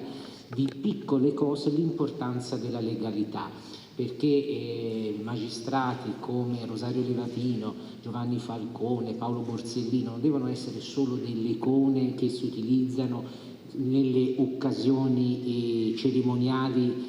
annualmente previste, ma devono essere degli esempi concreti e capire che la legalità parte da piccoli gesti, ed è per questo che come Regione abbiamo investito molto negli istituti scolastici e ora per l'appunto saranno fatte in tutto il territorio veneto ben 48 iniziative rivolte sia alle scuole medie sia alle scuole superiori, e a breve parteciperemo anche a un premio di giornalismo proprio per dare alle scuole dei contributi proprio sul tema educazione alla legalità e alle mafie, proprio perché il tema è molto vasto, il problema dei beni confiscati è sicuramente importante, ma la radice di tutto è insegnare sin dall'inizio l'importanza della legalità, e che vuol dire anche appartenenza ad un territorio. Io non ho altro da aggiungere, vi ringrazio tutti per la presenza e vi invito a un buffet che viene fatto qui al caffè qui vicino al Caffè Opera per un piccolo buffet di ringraziamento per la vostra presenza. Grazie infinite, grazie a tutti.